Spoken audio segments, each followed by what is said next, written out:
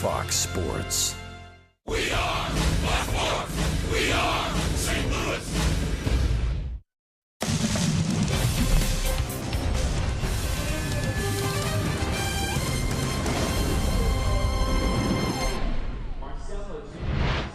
This is St. Louis Cardinals baseball. This afternoon from Busch Stadium. Game number 2, the Arizona Diamondbacks and the St. Louis Cardinals. Bundle up, it's cold, and we've got baseball today. Jim Hayes is here. That's Tim McCarver. I'm Dan McLaughlin, and welcome to Cardinals baseball. An off night for the Redbirds last night. Now it's game number 2, and let's see if the bats can't get going. If the bats can't keep going, the Cardinals have faced some tough pitchers. Noah Syndergaard, Jacob deGrom, and on Thursday night, Robbie Ray. And the Cardinals have struck out a lot. As a matter of fact, 27% of their at-bats have been in strikeouts, and that's not good. Does not get any easier today. Zach Greinke going for Arizona. Michael Wacha going for the Cardinals. How much will we see the pen? It's been good as of late. The studio has that when we come back.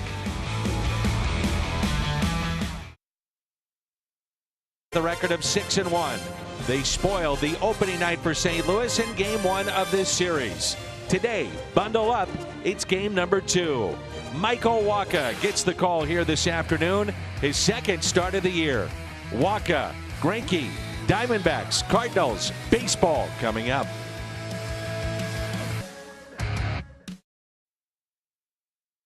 Brought to you by Budweiser. Wherever legendary MLB moments happen, Budweiser will be there. And by Chevrolet, the #1 selling brand in the St. Louis area. Find yours at your Mid-America Chevy dealer. It is a cold day here in St. Louis. 38 degrees, wind chill. We think it's potentially under 30. We're finding out as we go along here today. But you get the idea. It is very cold, and Michael Wacha makes his second start of the year. Best place to be is in the sun. The players will be the warmest folks in the stadium. Hyundai pitch arsenal on Michael Wacha. The fastball, very good changeup, an improving curveball. He's throwing that a little bit more. Did that in spring training. First start was against the Mets. Took the loss 4 2/3, 5 hits, 4 runs. David Peralta, Ketel Marte, Paul Goldschmidt, then Pollock, Descalso, Owings, Dyson, Mathis, and Greinke. Torey Lovullo, second year in Arizona. Diamondbacks saw a 24-game improvement in the win department, and he was the National League Manager of the Year a season ago. And should have been. Days like this, who benefits the most and who suffers these cold afternoons? I think pitchers benefit the most. If they can grip the ball, they have an advantage. And the first pitch is popped up left side and out of play by David Peralta. Dan, we were talking to Mike Matheny about that and saying that the umpires should be more liberal in perhaps allowing pine tar on days like this, because that ball can be awfully slick. Mike said it's almost like a cue ball when you throw it. Said if you've ever played pool, it's a cue ball, and it's like having the chalk on your fingers and gripping that, and imagine trying to throw that. Yeah. Pitch that misses in, and it's 2 balls and 1 strike. Peralta led off at the tail end of last season. They picked up J.D. Martinez now with the Boston Red Sox, and he became a leadoff man, and a good one. Hit .336 in the final 2 months of the regular season, being the leadoff man, and that's where he's at today. 3 balls, 1 strike on David Peralta. Michael Wacha probably thinking no walks to start off a ball game. And sure enough, he wants another ball. Mike also telling us that it's pretty much just common knowledge on a day like today. The pitchers are allowed to go to their mouth, lick their fingertips to get a grip of the baseball. Normally, they would have to be off the mound to do that, then wipe it on the pant leg, and then go back on the pitching rubber. A leadoff walk, and let's take a look at the Cardinals defense presented by Dobbs. Ozuna, Pham, and Fowler in the outfield. Carpenter, DeYoung, Wong, and Martinez on the infield, and Yadier Molina is behind the plate. How many times have you said that? 14 years? A lot of times. Man, oh man. And sometimes I mess up because I'm so used to saying, and Yadier Molina, but wait a minute. Who's that behind the plate? Here's Ketel Marte, the switch hitting shortstop. You made the point that on opening day you spoke to Tony La Russa, who was here for the festivities, and he said this guy is a player, big time. He loves Marte. I was next to Tony in the Hall of Fame group on the field, and Tony just could not say enough good things about Marte, obtained by Arizona from Seattle last year. Switch hitter and a good one. Signed a 5-year extension for $24 million. 2 options after that. I think Tony La Russa deserves some credit for the ball club that we see on the field for Arizona. He acquired many of the players that you see in the lineup. Tony now with the Boston Red Sox and working with Dave Dombrowski. Here's the 0-2. Hit in the air. Left center. Pham with the mask on makes the catch. And that's the first out. A little unusual to see Michael Wacha with that leadoff walk, because the one thing he loves is the mound here at Busch Stadium. He pitches very well, a 3.51 earned run average last year. And on the road, not quite as good. He loves the Busch Stadium mound. Those are your Toyota keys to the game. The other key was about the strikeouts, and the Cardinals offensively put the ball in play. Yeah, they have faced some tough pitchers, but they need to put more balls into play, no question.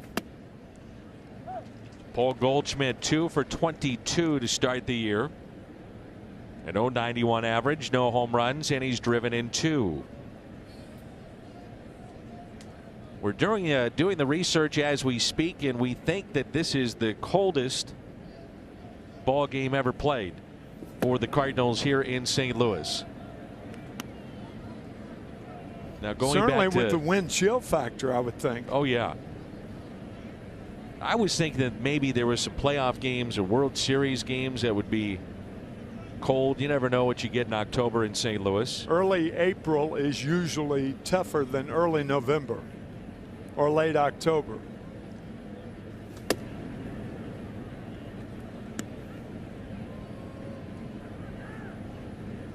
Give the fans credit that have come out here today, and those that are in the shade in particular.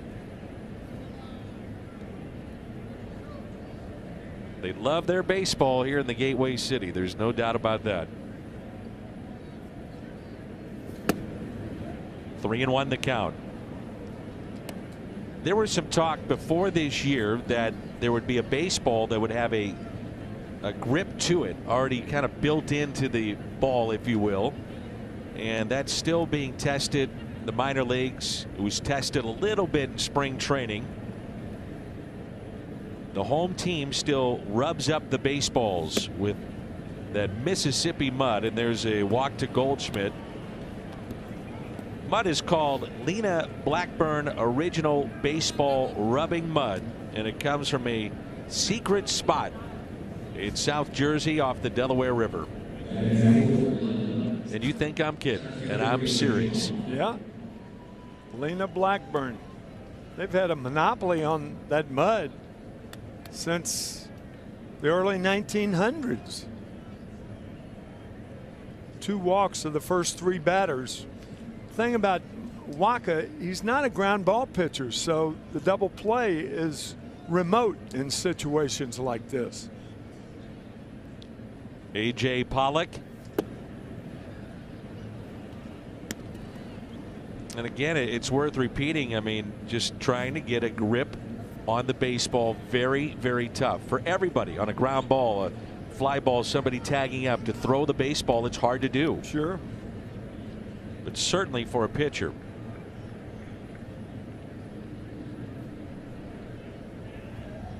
And the 1-0. Broken bat and a base hit into center field. Here comes Peralta. He'll score. Bobbled a bit by Tommy Pham. No play anyway. It's an RBI base hit and 1-0 Arizona. Pollock has driven in 5 this year.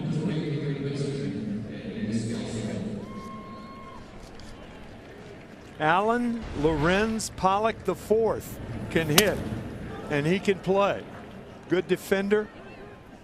Tommy Pham will not be credited with an error on that play, as Goldsmith was going to third anyway and would have made it.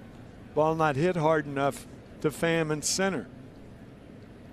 Here's Descalso on base 3 times in game 1.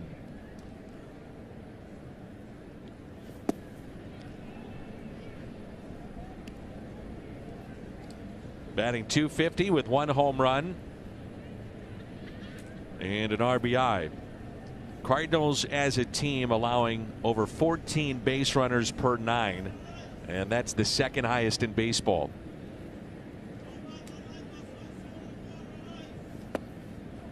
Two balls and no strikes.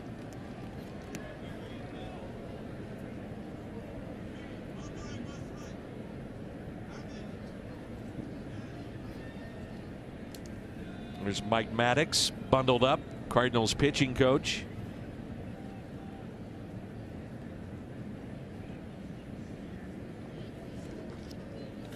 And the 2-0 is pulled foul. The further behind you fall, if you're a pitcher, the more like batting practice it is to a hitter, because hitters know what's coming. Obviously, in batting practice, there's no deception, and certainly no deception as Jose Martinez is probably looking at a white shirt or something illuminating next to the Diamondback dugout. It appears, and first base umpire Tim Timmons going to Mike Winters, the crew chief, and we'll find out what it was. Looks like Jose is blinded by the light of some kind.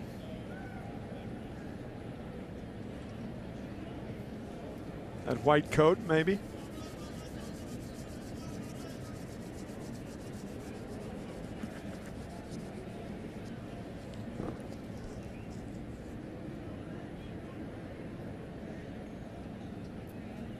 Looks like he just said something to one of the folks in the media in the camera well there, maybe something reflecting off the camera or piece of equipment.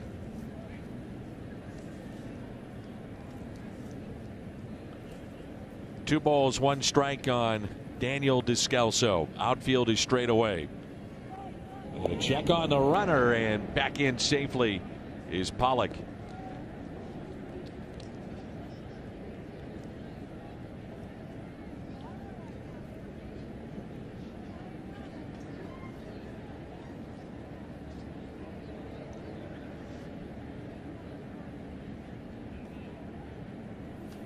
Two and two.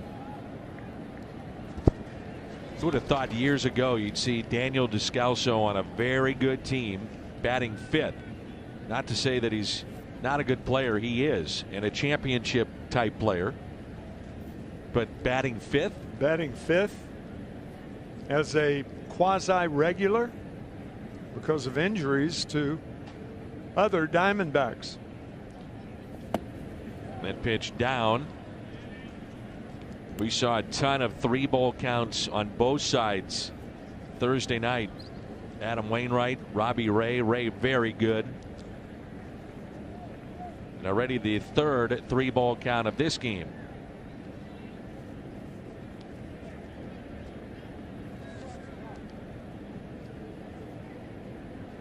Let's see if they want to send the runner. Pollock. The 3-2 pitch. There he goes, and it's grounded foul. Diamondbacks, one of those teams that are aggressive on the bases. We saw that on Thursday night. We also saw Chris Owings picked off in the 8th inning of that game. Chris Owings originally not in the starting lineup. Nick Ahmed was going to be at short. Marte shifting to second, but Ahmed dealing with some type of flu bug, so he was a late scratch.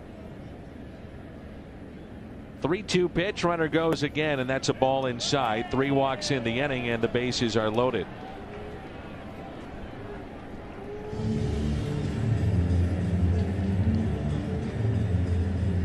One thing you hate to see if you're a Cardinal fan is Mike Maddox out there in the first inning.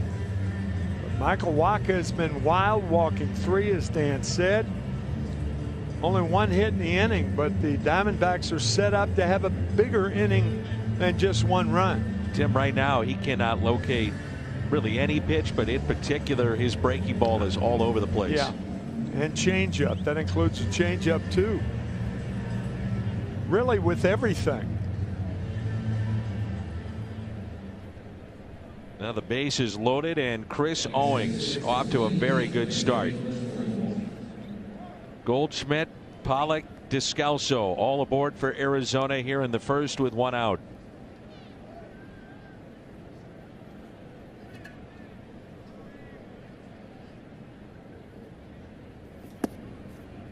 And ball 1.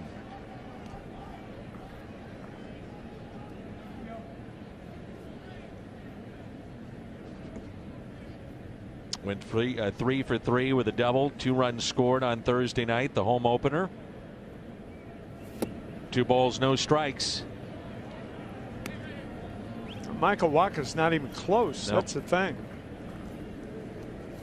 Not 1 ball that's been called by home plate umpire Mike Winters has been just off the plate. Good numbers for Owings with the bases loaded. 2-1.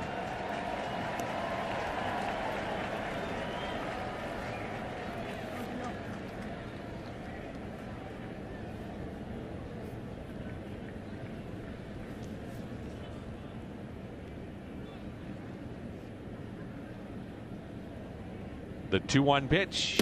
2-2. Wacha's career high in walks is 5. It was back in 2014 on a 51-degree night in New York.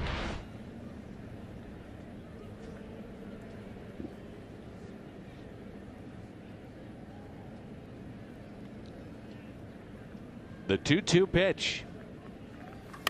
Pulled foul. Chris Owings helping Wacha out on that one. That ball way inside.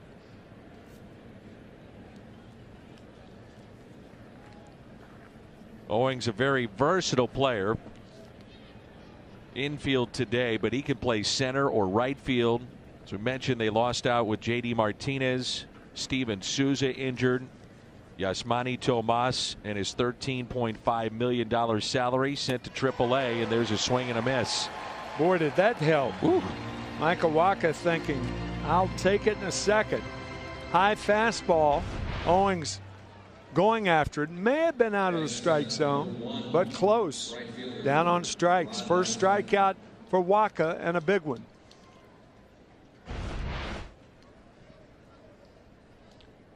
Here's Gerard Dyson.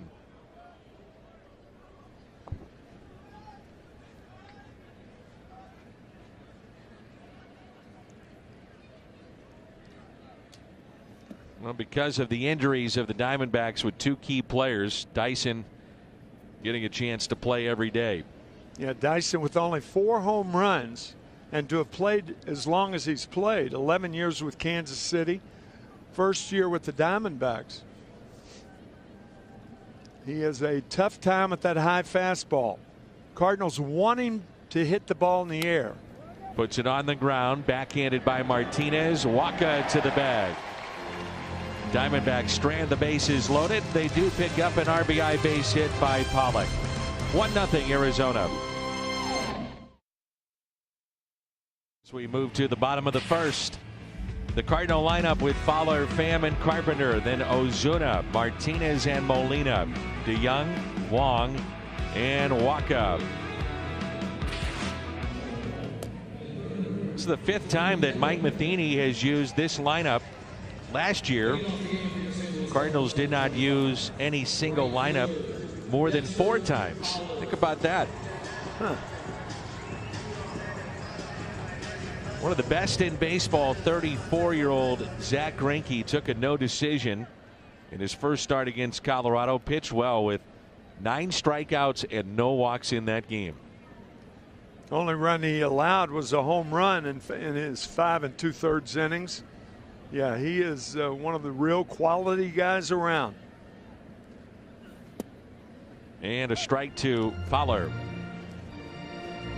Take a look at his Hyundai pitch arsenal. The fastball, slider, good changeup, very good curveball as well. Uses all his pitches. Not a real hard thrower. 87-mile-an-hour fastball, the Fowler, to begin with. Thing about Greinke, too, terrific athlete. Fields his position extremely well. At the plate, can handle the bat. Fowler hits it off the end of the bat. That'll carry out to center, and the catch is made. Talk about an athlete after we look at the defense of the Diamondbacks. Around the horn, presented by Dobbs, Peralta, Pollock, and Dyson. The infield, Descalso, Marte, Owings, Goldschmidt. Behind the plate, Jeff Mathis. When Zach Greinke was 8 years old, he was a tennis prodigy. I mean, think about that. He gave up tennis for baseball. He chose the right sport. But, I mean, they were talking about him turning professional, and perhaps by the time he was 15, 16 years old. But that's how good an athlete Zach is. Found a different racket, says Tom Meade. Popped up by Tommy Pham. The catch made for out number 2. Our director, Tom, says that Zach Greinke found a different racket. I like that. Thank you. Last year he was 17-7, ERA just above 3, 215 strikeouts, and opponents only hit .230 against him.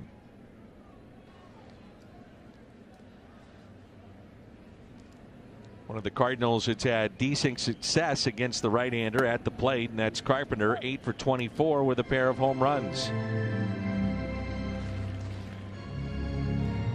You notice how Greinke and all pitchers like him stay ahead. Strike one, strike one, strike one. And when he falls behind, you'll often see breaking balls. So the hitters refer to pitchers like that as a guy who pitches backward. No, he doesn't. He actually pitches the way guys should. When hitters are ahead in the count, they look for a fastball. So Greinke throws a breaking ball. Could throw all 4 pitches for strikes. Yes. And behind in the count. That's right. Diamondbacks put a shift on the right side. The 1-2 pitch to Carpenter. And that's a base hit into left center. It's now 9 for 25 against Greinke.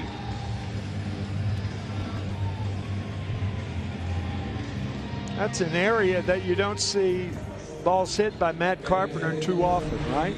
There's a little left center slice. Just thinking that. Speaking of tennis. A little backhand maybe, right? Yeah.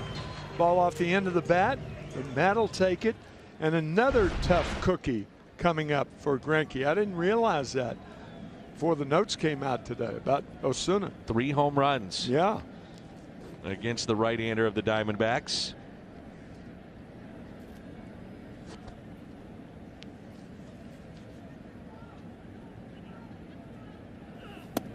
And a strike. Kubota power stats with Marcell Ozuna at the plate.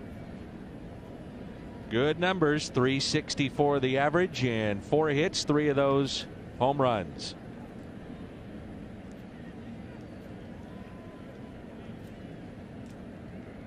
The 0-1. Hit out of play, nothing in 2. Zach Greinke over 2,200 strikeouts in his career. As a matter of fact, he has over 1,000 in both leagues. He's one of only 12 who have ever done that in the history of the game. Pitching primarily for the Kansas City Royals early in his career to garner those 1,000 strikeouts. 0-2 slider fouled back. Originally the 6th overall pick all the way back in 2002 by Kansas City.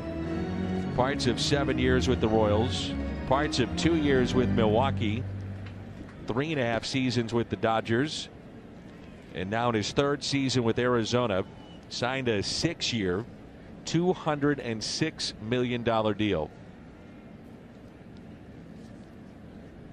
The 0-2.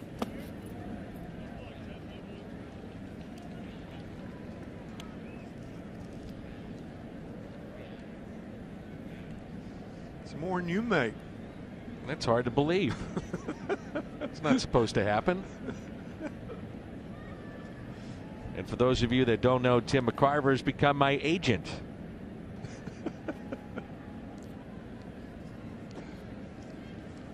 Here's a 1-2. I need the 10%. At least, need right? The extra 10%. You've earned it putting up with me. 2 balls, 2 strikes on Ozuna.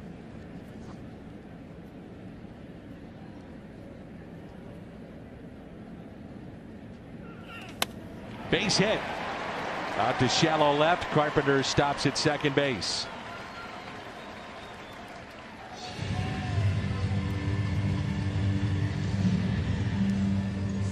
So a pair of 2-out hits. That looked like a cut fastball, maybe a slider in a good location. As far as away from Ozuna, a little bit up, but Marcel, as we said, hitting Greinke very well.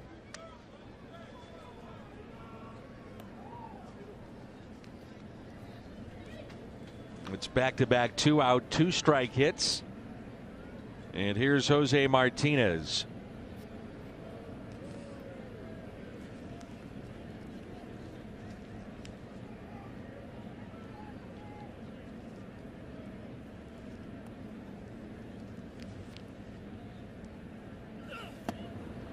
December 13th, 1987. St. Louis Cardinals against the New York Giants at Busch Stadium 2. Temperature 34, wind chill 28. The Cardinals won that game 27-24. The football Cardinals. Aha. That's the last time a Cardinals team played in this cold of weather in St. Louis. And I was probably at that game. Stormy Bidwell had the team, I suppose. Yep, Bill Bidwell had it. Moved to Arizona. Son now runs the team.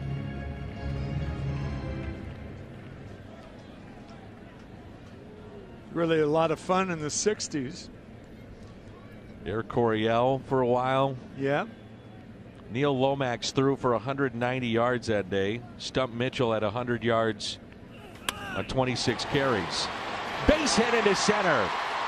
Carpenter will score, and this game is tied, and Ozuna goes from first to third.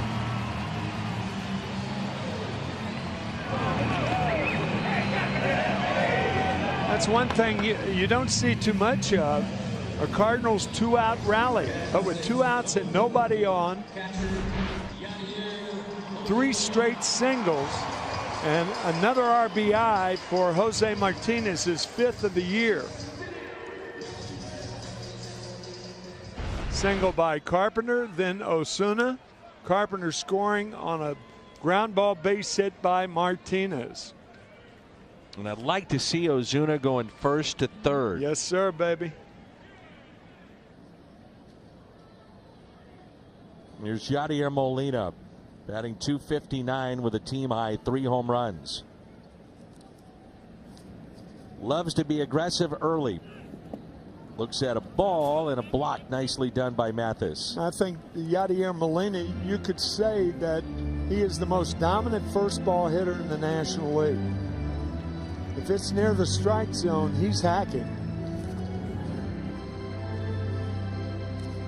I used to sit at old Busch Stadium too and freeze and watch sometimes decent football, but never, I said coming away saying that was great football. Sometimes we would, in the latter part of the season, be in the same elevator as Jackie Smith and marvel at his playbook. And I thought from a catcher standpoint with the Cardinals, and I used to tell Jackie, who was just a wonderful guy, still lives in the St. Louis area. I'd say, Jackie, I'm glad we don't have to fool with all that stuff. But I do have pitchers to put up with, and you don't. That's right. The Hall of Famer Jackie Smith, great tight end. Right. Here's a 1-1 pitch. Ground ball that's hit to short. Force play at second. Cardinals tie it up with a 2-out RBI hit from Jose Martinez. Carpenter scores 1-1 after 1.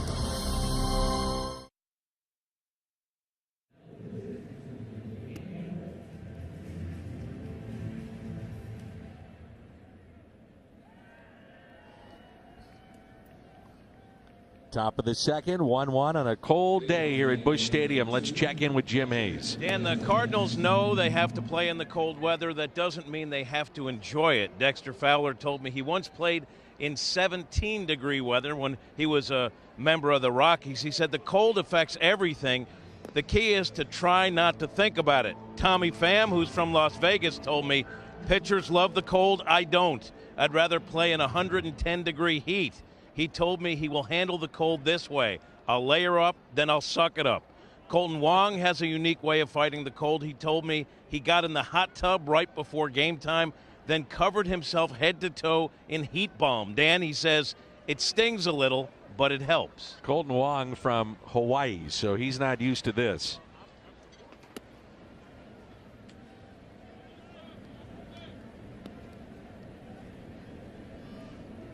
Yadier Molina thought that was a strike after the 30-pitch first inning from Michael Wacha. This is Jeff Mathis at the plate. And we talk about how Wainwright sometimes, if he looks back in ever so slightly, you know that that's his way of saying, I thought that was a strike. Yeah. Yadi didn't even throw the ball back to Michael Wacha and then look back at the home plate umpire.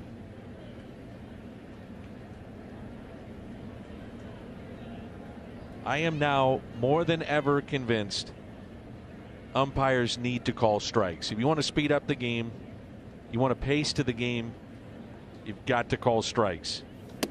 Call a strike when the ball's a strike. Absolutely. I thought the other night that was one of the issues with Adam Wainwright. The strike zone was terrible. I thought you had an interesting point before the game down with Mike Matheny when you asked Mike if he were in favor of the no umpire behind home plate, the digital strike zone. He said no. He said I wouldn't have had a job. He said that's how I made a living. I was able to handle pitchers. Funny line. Second strikeout for Michael Wacha. Good comeback. 3 straight balls, 3 straight strikes.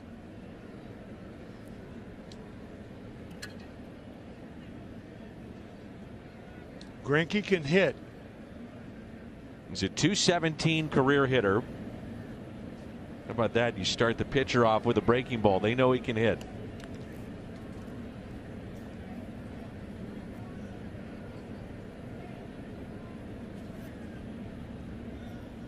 Does own 6 home runs in his career.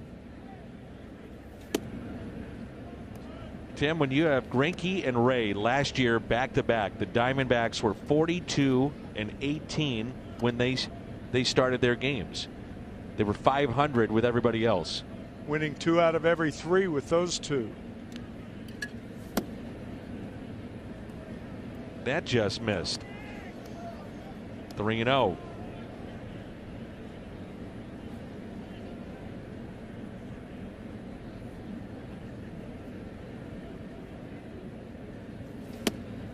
And the 4th walk issued by Michael Wacha.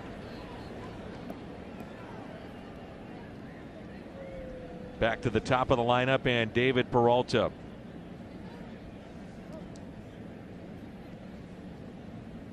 I'm going to get a jacket out to Zach Greinke on this cold day. David Peralta had played in 917 big league games.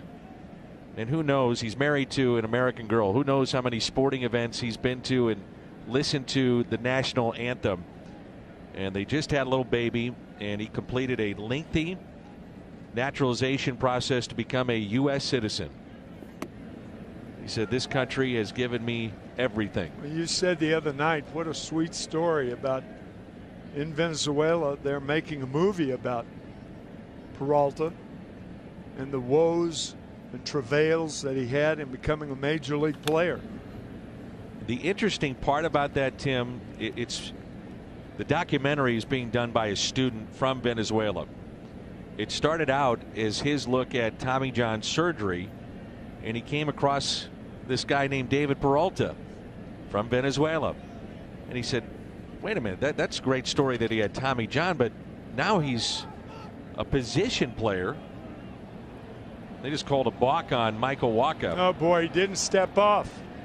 Someone yelled, there he goes. I think it was Martinez. The one thing you don't want is to alarm a pitcher, because the process of coming home, he didn't step off. You've got to step off first. And I thought he did.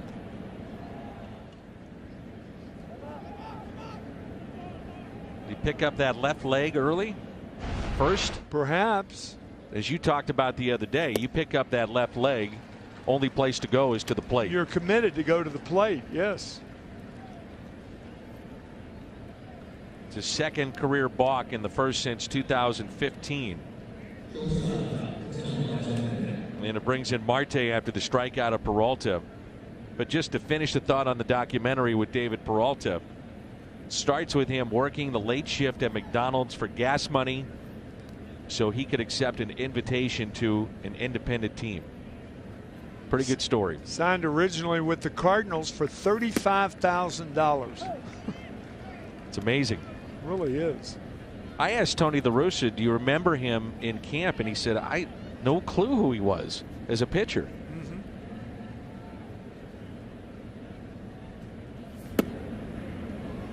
Where is that pitch?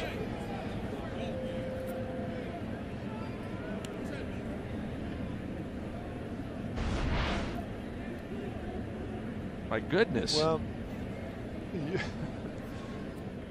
mean, there are just certain pitches you have to question. Yadier Molina trying to be diplomatic behind the plate. It's tough to be on calls like that.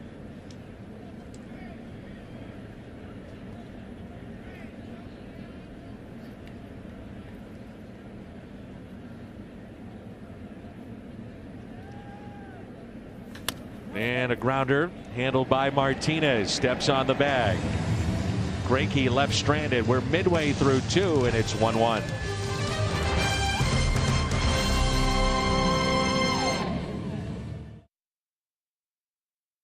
What a great day of sports here in St. Louis. Baseball now, and then tonight Blues hockey. We have it for you. Special 1-hour pregame at 7.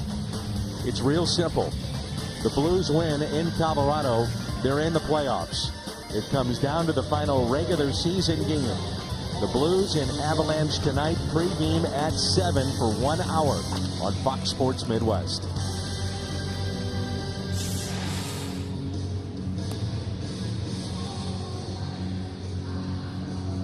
I never felt this way, and I'm not sure where you stand with it. We got Mike's thoughts about it. After the game Thursday was the first time that I felt I'm open to the idea of a strike zone that's computerized. If the technology is there, I'm more and more thinking that maybe that's the way it needs to go. And just kind of an open book to talk about it. I wonder if you'd have, if that were to happen, an umpire strike, because that would be getting rid of one job every game, the home plate umpire. Sure. Just a thought. I saw a feature done on HBO's Real Sports. It was very interesting. The home plate Great umpire show. wears an earpiece, and the screen that you see right there is the screen that they use. You can see the little box of a home plate area, and that box will move appropriately for the size of the player, the stance of a player. And so somebody is there in a booth having communication with the home plate umpire. Just says ball, strike. So you wouldn't get rid of a job then. You would not get rid, and you still have plays at the plate. You still could call a balk. You still have out, safe at home. There's a 1-2. And a strikeout of DeYoung. He has struck out every time in this series. First strikeout for Zach Greinke. And in watching the feature, Tim, there's a breaking ball there by Greinke. No arguments. Players liked it. The managers that were part of it, they thought it was fine because there was no argument with it. The technology was there to call balls and strikes properly. Who do you argue with? The machine? I do miss that. I love a good old argument. But I've got you up here for 4 hours before every game to do that. Into shallow left. They had a shift on, and the catch is made, so Wong is now 1 for 16.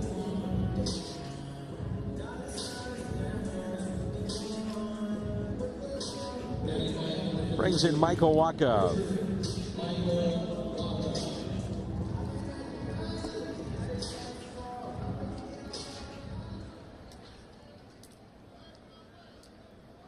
Pitching staff of Arizona will get better, you would assume, with the addition of Shelby Miller, the former Cardinal, still recovering from Tommy John surgery.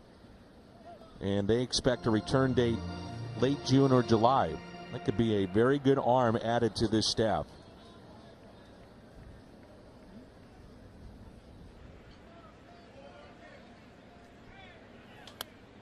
Shelby has had one of the oddest careers for any pitcher in Just recent history.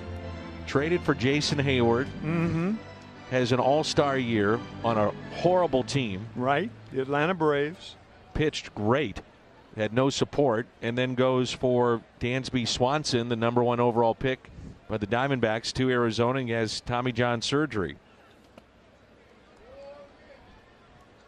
Was a rare high school pitcher selected by the Cardinals. They have, at least in recent history, not gone that way.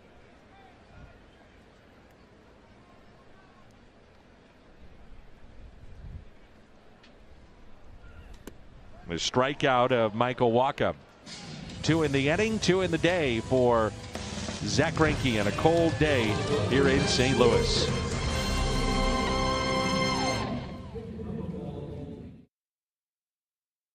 Our score, we're in the top of the third. A cold day here in St. Louis. Paul Goldschmidt will lead it off for the Diamondbacks, one of the top players in all of baseball. Big guy from Wilmington, Delaware. Great accolades. All-Stars, Gold Gloves, Silver Sluggers. But off to a slow start. He's just 2 for 23, but you know that'll change. What you could add into that mix that he was 3rd in the MVP balloting last year. Giancarlo Stanton. And who was number 2? Joey Votto. Yeah, Joey Votto. Joey Votto almost won. He was only 2 votes shy, I believe. That's right. Looks like a hunting camp up here. Got Throw some another heaters log coming on in. the fire. I like it. Tom, nice going. Thank you. Heaters everywhere. Keep them coming. That's what Michael Wacha hopes to do. A strike to Goldschmidt. Walked his first time up. So despite the fact he has not been hitting, still drawing a lot of walks. He's got 10 already this season.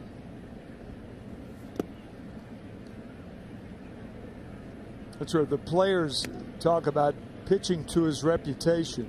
Regardless of whether a guy's hitting or not, you're still pitching tough, like he is hitting. We saw those 5 All-Star games. He's tied with Randy Johnson, Luis Gonzalez for the franchise record with those 5 appearances.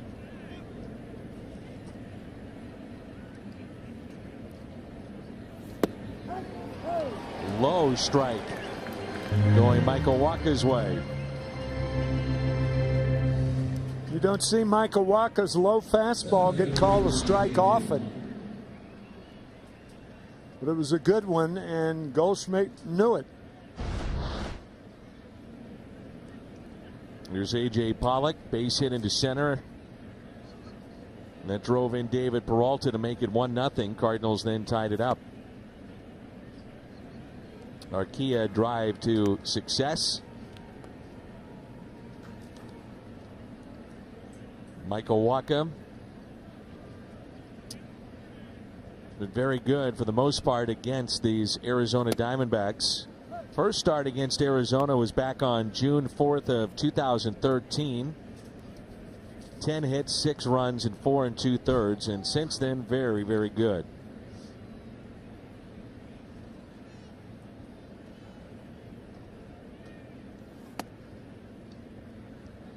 Michael Wacha had a balk last inning. Cardinals had 0 balks in 2017. First time since 1968. The team went an entire season without a balk in 1968. Big year for Bob Gibson. Tim McCarver caught 108 games that year.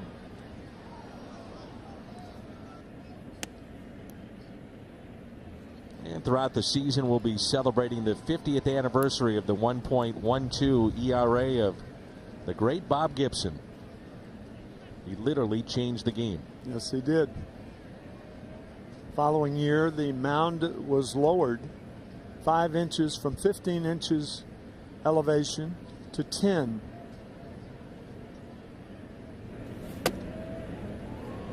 He thought he had strike 3.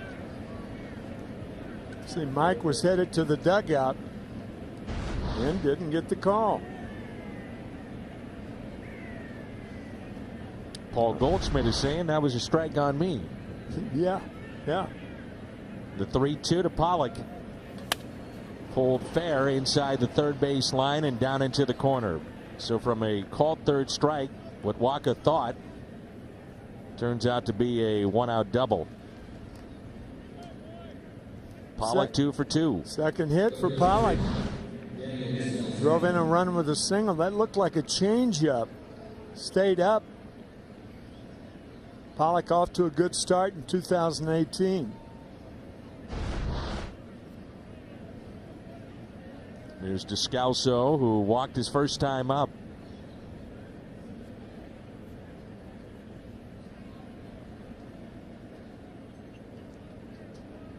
Well, it's not only here, but across the board in Major League Baseball. The weather has been very cold to start this season. Season will span 187 days instead of 183 this year, part of the new collective bargaining agreement. Extra days off, more time to reschedule, making sure that Game 7 of the World Series played in October and not in November. And even though it's a earlier start to the season, this would be a normal time to play baseball, and yet still very cold. How about the Tigers? I was looking at their schedule, Tim, and they've been playing in just brutal conditions. Very, very cold. As Descalso lifts a high fly ball into left center, Pham calling for it. He makes the catch. Runner stays put. Detroit, their first 25 games played in Chicago, Cleveland, Pittsburgh, or at home where it's freezing.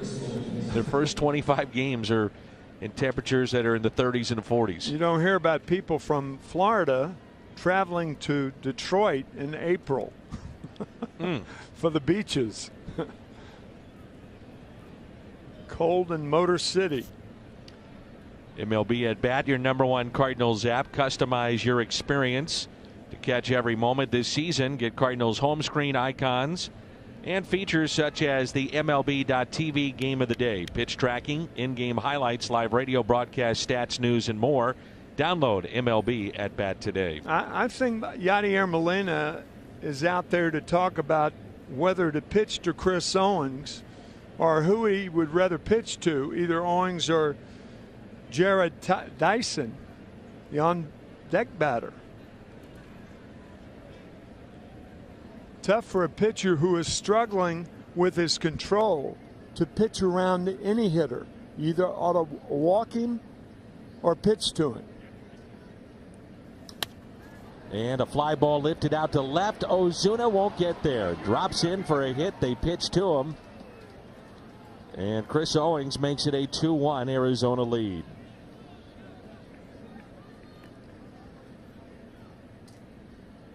Michael Wacha, that might be the first time I've ever seen him talk to an umpire. He was backing up home plate, and he said something to home plate umpire Mike Winters. I'm not sure, by the way, that Ozuna saw this ball hit off the end of the bat. He didn't look comfortable fielding that ball at all. He fielded it on one hop. Normally he would make that play. It was not hit that hard. But I don't think he saw it.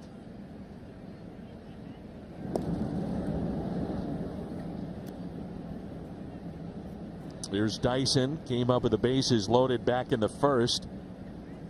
And grounded to Jose Martinez.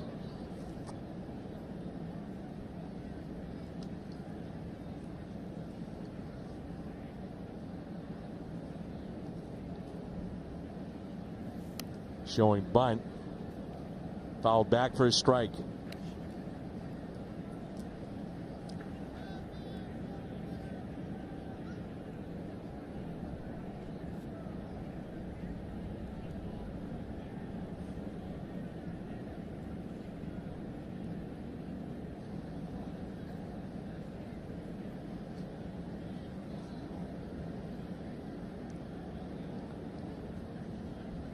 .29 balls, 31 strikes so far from Michael Wacha.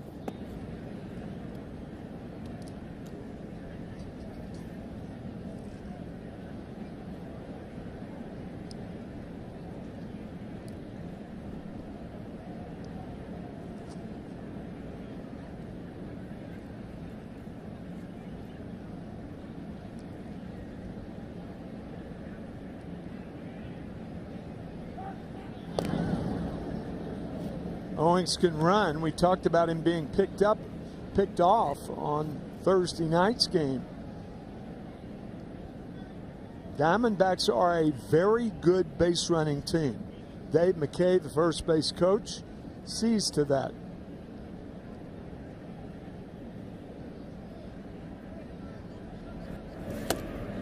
And a strike.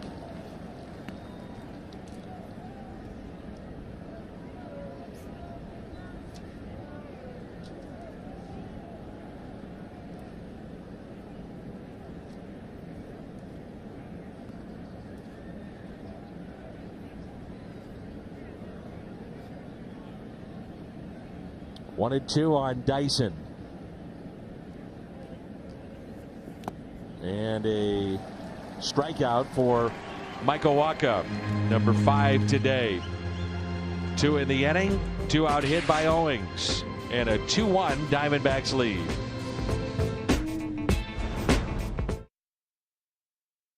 Midwest is brought to you by Steak and Shake. Mix and match any 2 items for just $3. Better burgers, better prices, Steak and Shake. And by Missouri Baptist Medical Center. Doctors call it world-class medicine. You'll call it MOBAP. Along with Tim McIver and Jim Hayes, I'm Dan McLaughlin on what we think is the coldest game played in St. Louis. Game time temperature below 40 degrees. Wind chill right around 28, 29 degrees. The top of the lineup in Dexter Fowler. Much colder in the stands, up in the press box, things like that, than on the field. There's a bright sunshine on the field. And I've got to believe the players are not cold at all. Players heard that, they'd say, Tim, speak for yourself. We're cold, man. And then Tim would say, it's the big leagues, man. It's the big leagues. Cope with it. Deal with it. Fowler hits it out of play. Dexter fly to center first time up. Ah, yeah, the heaters are out. They're bundled up. And we've got big league baseball here in St. Louis. Nothing like it. Now that's an idea. Put it right by the heater, the helmet, then put it on.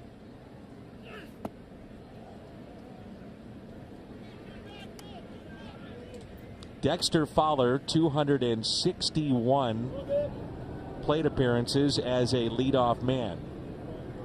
That's with the Cardinals. His average at 196, on base percentage below 300. And yet when he's a number 3 hitter, pretty good numbers last year. And Carpenter, identical. You know, you just reverse it when he's at the leadoff spot. I see your drift, and the numbers don't lie. I mean, particularly with him as a leadoff man.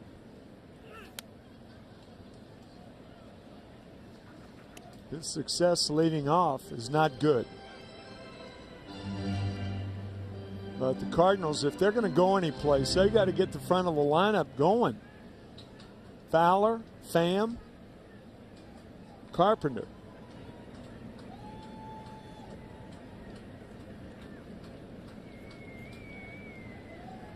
Three-two pitch. Fowler drives it into right center field, and that ball is down. Dexter thinking two, on his way to second, standing up, leadoff double.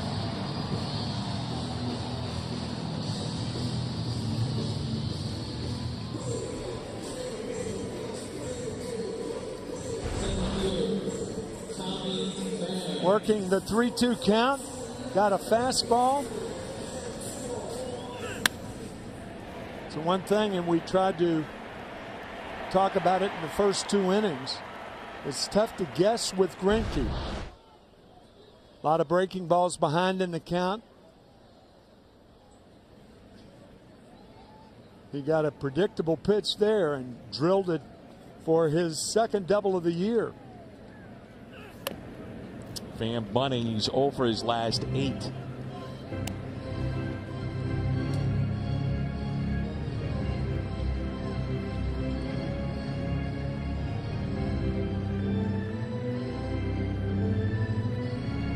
Tommy, after his breakout season, a chance to play every day. The center fielder here with the Cardinals.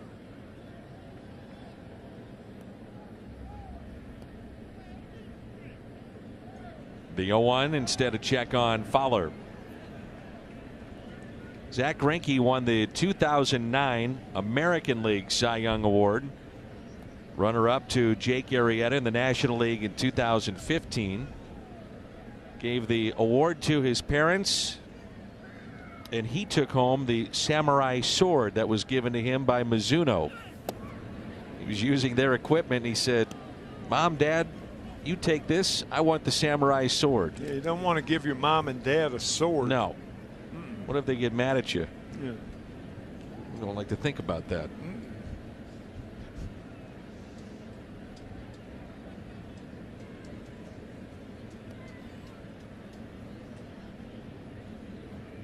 The 0-2. And here's Zach Greinke with every pitch. I mentioned this the other night. Robbie Ray was doing it. Greinke too. To an even greater extreme, but grunting and yelling with every pitch. Nolan Ryan used to do that all the time. Yes, he did.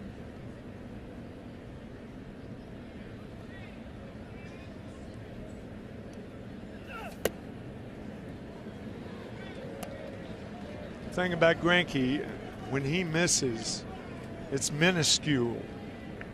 He'll miss by a quarter of an inch. Rarely up and down. He is an east-west pitcher, inside and outside. Usually works right-handed hitters outside with 2 strikes. Out to left, sinking, and a base hit. Fowler had to make sure that wasn't caught. Runners at the corners. And because of that, Tim, that's probably why Greinke gets a lot of those borderline pitches. He's always around the strike zone. That's exactly right. That's a good point. He misses here, however, in the middle of the plate, and Pham takes care of it, just drilling it to left field. One of the rare times of the season where the Cardinals have runners at first and third and nobody out. Chance for a big inning. So it's so vital to get that leadoff man on, and that's why good pitchers like Greinke try to keep him off the base. Carpenter with a base hit, run scored back in the first. Cardinals had a 2-out rally.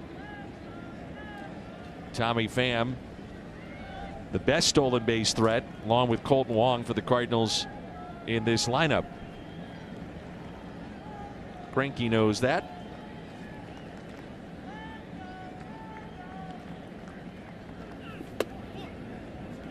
In this series, Cardinals 0 for 6. As we were talking with Mike Matheny in his office, he said, boy, there was a couple of times we thought we were going to get to Robbie Ray, and he made some big pitches. Guys were struggling to pick up that slider.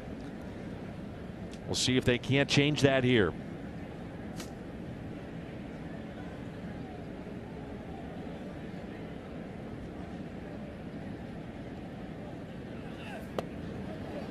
One ball, one strike.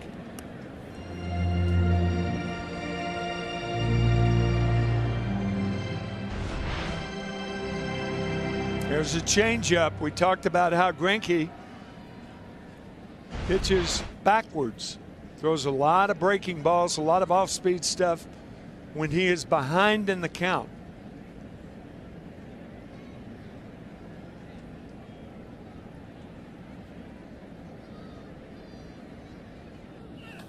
That's hit out to right.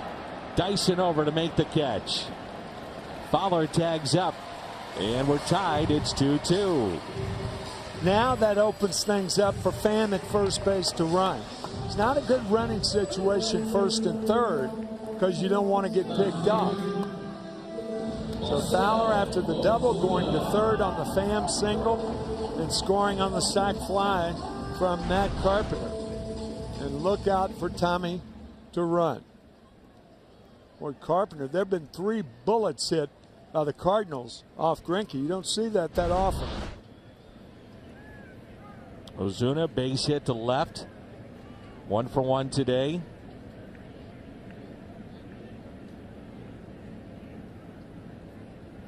Room on the right side of the infield. One thing that Ozuna did last year in having that huge season and talking with those that watched him every day, his ability to go to right field. Instead of pulling off pitches 2 years ago, he would do that. Now the ability to not only hit to right field, but do it with power. Yeah, you know, the one thing that is so evident about Marcell is his awareness. He's a guy between the white lines. He is aware of things that happen. And you might say, well, aren't all players? Yes, but some are more tuned and tuned in than others. And Ozuna is one of those players. Watch the backswing here of Ozuna. We could hear this up here. He will alert. Guys with a backswing like that will alert the catcher that he has a backswing just to make sure the catcher understands. They really? Yes, yes, always. They'll simply say, I have a backswing. So in that, what does the catcher do? Well, he'll play off a little bit more than they normally would, which can work in reverse if you got speed on it at first with Tommy Pham. It's a game of inches, right? Yeah, you bet. Inch or two back. Pham was picked off the most last year. The Diamondbacks, their pitchers, picked off 18 runners a season ago. It was second most in baseball to the Cubs' 19, with John Lester in their rotation. Think about that.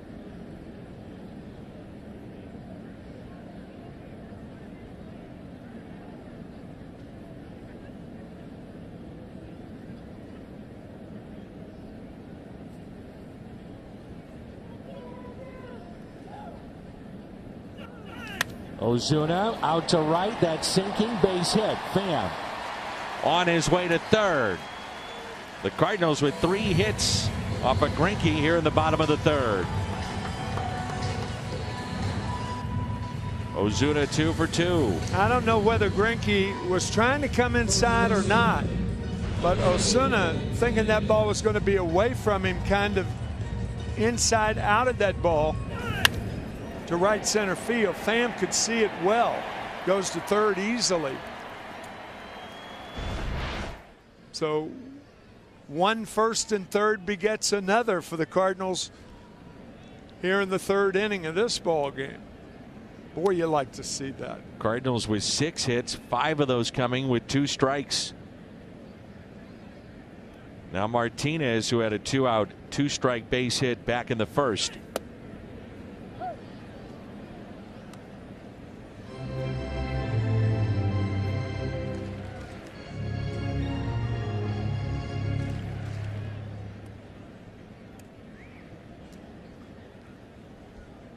Jose with that RBI back in the first, up to 5 this year for the Cardinals.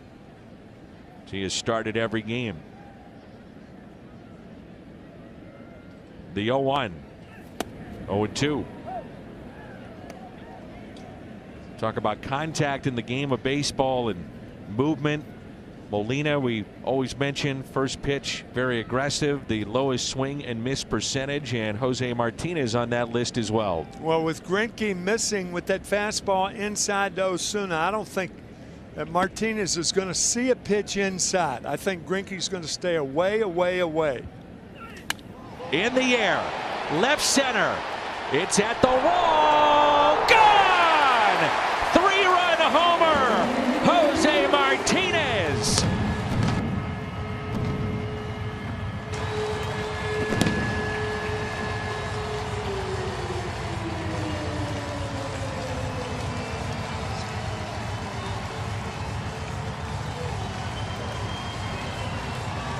You talk about a big league mistake.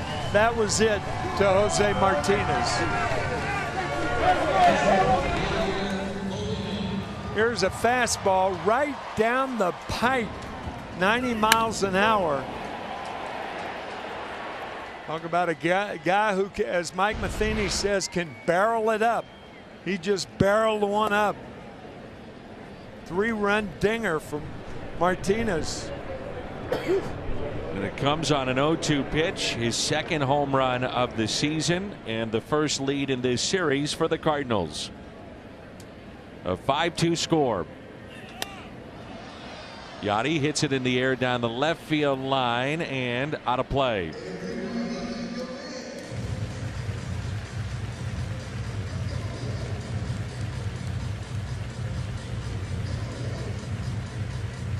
Yet another 2-strike hit. Yeah. For the Cardinals. 7 hits, 6 now coming with 2 strikes. Yeah. That was a big one right there. Man could just flat out hit, huh? Jose Martinez hits more balls hard than any other Cardinal. The 0-2 to Yachty. Fouled back. Take a look at the home run thanks to StatCast. 107.1 miles per hour off the bat. Just cleared the wall.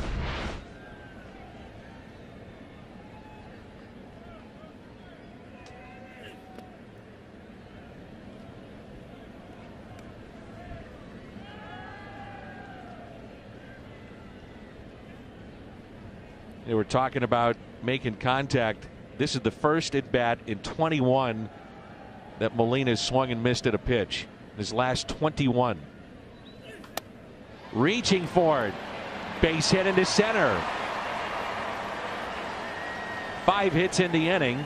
And another one coming with 2 strikes. I got to tell you, you remember the play in the Super Bowl a few years ago, and Chris Collinsworth said, I got to tell you, with Marcell Lynch, Marshawn Lynch as the batter, I mean, you can't throw the ball there. You got to give the ball to Lynch. And on that 0-2 pitch, that Greinke threw, you cannot throw a fastball in that count, in my opinion. There are just certain things that catchers can't do, and you want to just, if you're a pitcher and you're talking about, coordination between your pitcher and your catcher, there's no way to throw a fastball to Jose Martinez. There's no reason for you to do that. You tantalize him. Try to get him to swing at a bad ball. His reaction after the ball was hit would tell you he agrees with you too. Yeah. He was not happy with himself. Yeah. Well, he shouldn't be happy with himself. Nor should Mathis, the catcher. So 1 out and a runner at first.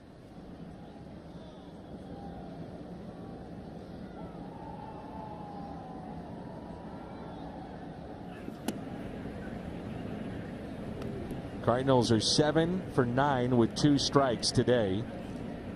The major league average with 2 strikes is 168. Think about that. That's great.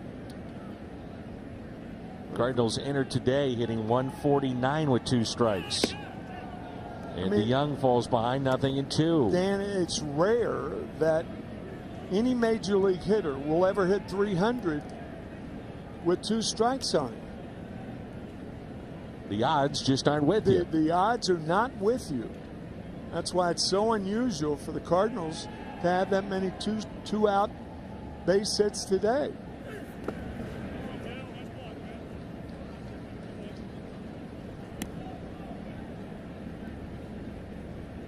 The old adage, throw hard in, soft away.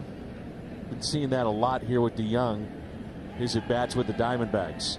The other night, 4 strikeouts, struck out his first time here today. Well, clearly the National League word has gotten out. Don't throw Paul DeYoung a fastball to hit. Strikes out for the second time.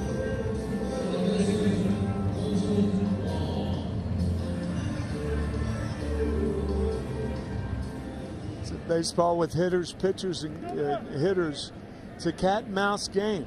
They change, and they change until you hit it. So in order to stop that bevy of breaking balls coming, you got to start putting it in play hard. Then they'll quit. A breaking ball and a strike to Colton Wong, the 8th place hitter. Popped out his first time up, 0 for 1. Michael Wacha on deck with 2 outs and a runner at first. There goes Molina. He's running in a ground ball that's chopped to second. Wong 0 for 2, but a big inning for the Cardinals. 5 hits, highlighted by the 3-run shot from Jose Martinez. He's tied his career high already with 4 RBIs. Only 3 innings in the books.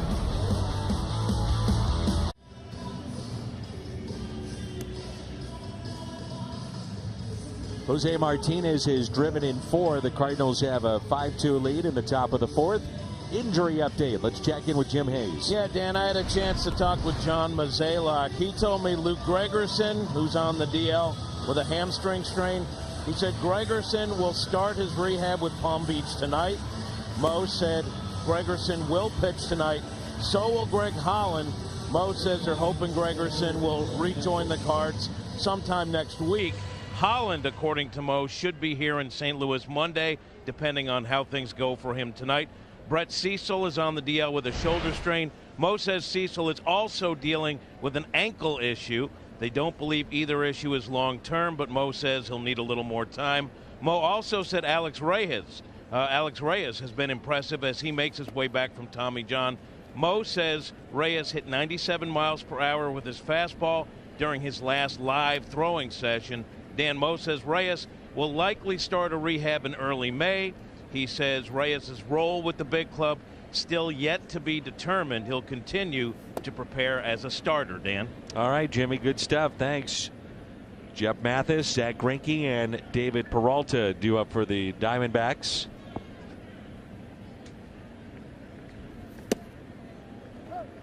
Potentially, Tim, you look at those guys coming and joining the club. The bullpen could really be a strong suit before it's all said and done.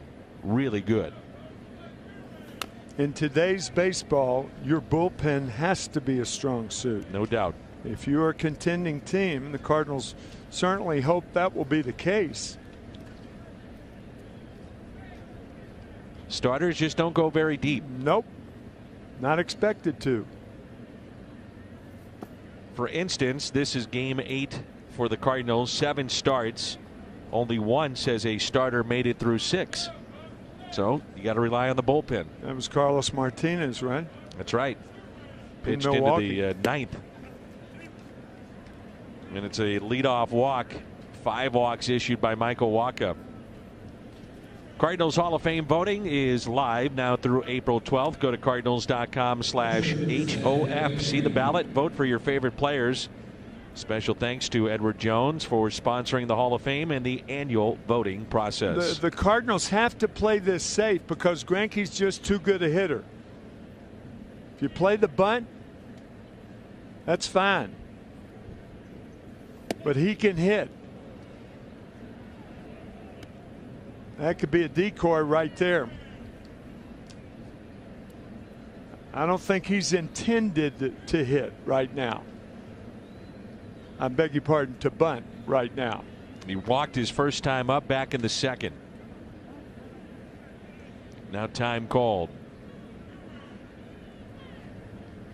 Ray Lankford is in the house today, and I would think that he would have a very good chance to join you and some of the others in the Cardinals Hall of Fame.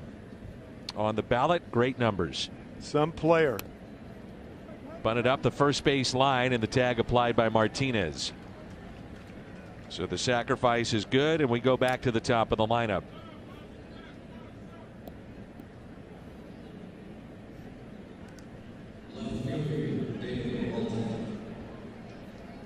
Cardinals throughout their history have been known, and I'm not too sure a lot of Cardinal fans really know this, but they've been known for a lot of tough players.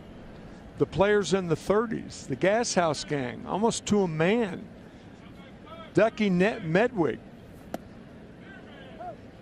You've told me the Fordham Flash, Frankie Frisch, that not only was Lou Brock a great hitter and base stealer, but you said what stood out to you was how tough he was. Oh my gosh, no player ever suited up for the Cardinals or anybody that was tougher than Lou Brock. A guy who you would never see in the training room, ever. Bob Gibson breaks his leg and comes back and pitches. In 6.5 weeks. 1967 on a comebacker by Roberto Clemente.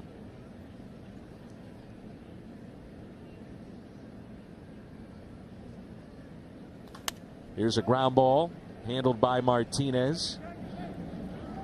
Mathis moving to third on the play. I mean, Stan Musial was graceful, renowned, of course, in this city and throughout the country for his grace, the way he handled himself, but he was a tough guy. Stan Musial loved to play. He never sat on the bench. He played every day, and I mean every day. 3,630 hits worth, 475 home runs. But as much as anything, he was tough. Red Shandy's the same way. Of course, the game was different back there. Wasn't looked upon as much from a gracious standpoint. I mean, guys in the 40s, 50s, 60s, tough. I'm assuming it made you think about toughness when I said Lankford, and then you think about Darren Dalton. Oh, yeah. Let's slap foul. And one of the most vicious collisions at home plate ever. Really is. Talk about it all the time, how tough it is just to play this game and answer the bell every day. For instance, the guy behind the plate right now. Right. Speaking of tough.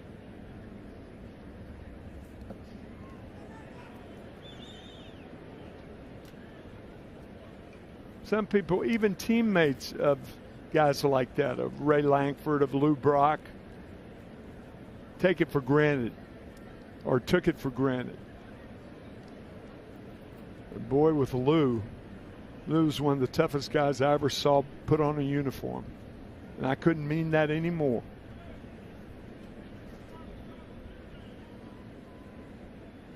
The 1-2 pitch.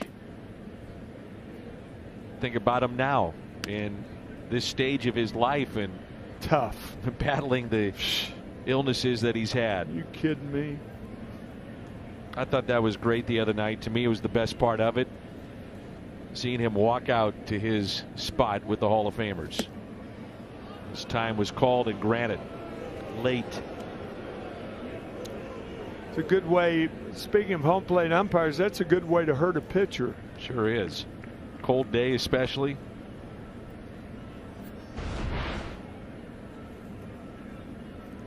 Boy, he's in his windup. Yeah.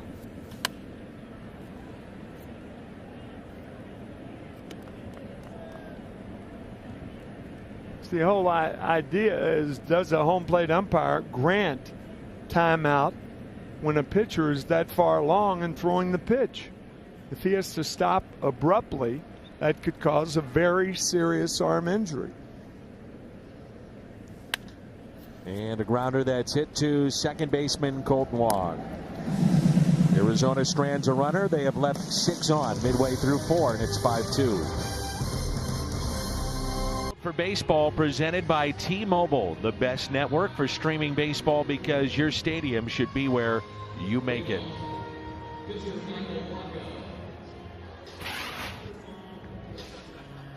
They were playing the theme music from Frozen. For those of you that have kids, I have 4 young ones. Sometimes you want to take that CD and throw it out the window because you've heard it at least 2 million times. Here's Michael Wacha in the first pitch. Popped up into shallow right. Last year, we were talking about 2-strike hitting, and it's been prominent today for the Cardinals. 8 hits, 7 coming with 2 strikes. Nobody hit 300 with 2 strikes last year. Justin Turner led all of baseball when he hit 279. An amazing stat, though. Unbelievable. Tony Gwynn in 1994 hit 397 with 2 strikes. That year overall hit 394, but 397 with 2 strikes. The great Tony Gwynn. Man. And if that season were finished, it was stopped about August 14th or so, and postseason was obliterated by then Commissioner Bud Selig. And Tony Gwynn would have hit 400 in my view. You think so? I don't think there's any doubt about it. Why do you say that? Because he would, well, number one, he was hitting 394 when the season was over. But Tony Gwynn was the type of hitter who you couldn't pitch to unless you walked him anything in the strike zone. Down and in, up and away, low and away. Didn't matter.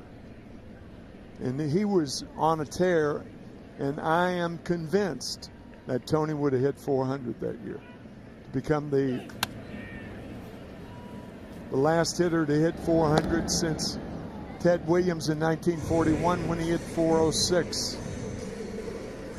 Well, Sunday, starting 2 hours prior to every home game, enjoy games, prizes, and free North Star ice cream treats while supplies last.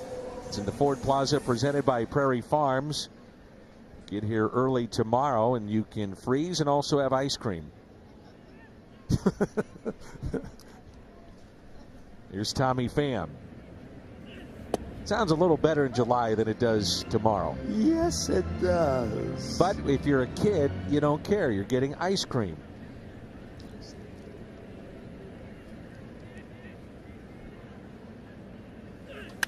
Pham pops it up and out of play. Reminder, a 1-hour Blues pregame show tonight. The Blues and Avalanche. Blues win, they're in. Play 81 games in You got one game left. That decides their fate. We've got it for you tonight on Fox Sports Midwest. Here's the 0-2 pitch.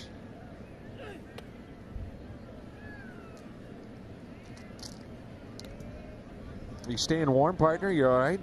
I'm You're fine. Good. Yeah. Nice cozy up Why here. are you overly concerned? Well, I worry about you. To make sure that you're happy. That's my job. A strikeout of Pham, and that's 4 today. Paul Goldschmidt leads it off. A cold day here in St. Louis when we come back.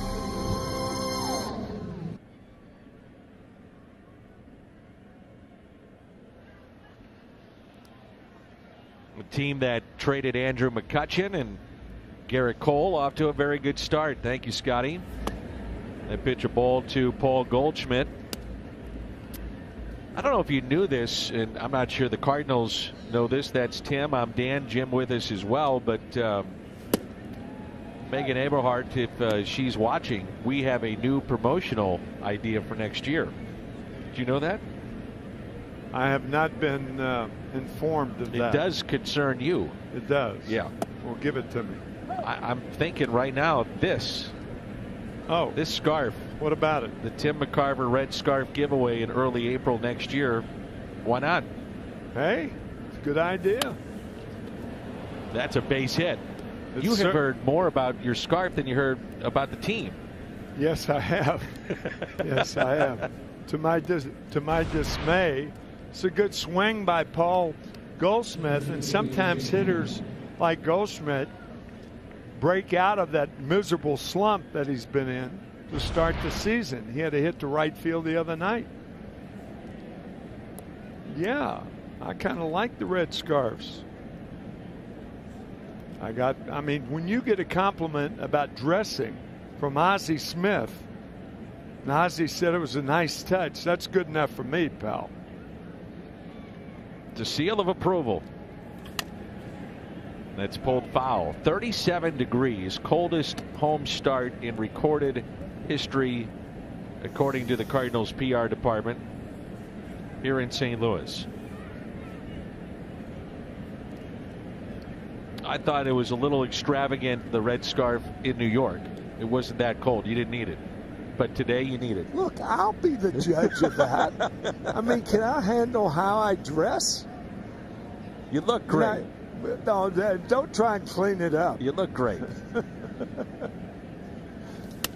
This could be 2. Charity hop to Carpenter. The turn by Wong and the pick by Martinez. Good pick by Martinez. Really good pick. That's that in-between hop. It's not a short hop. The short hops are easy.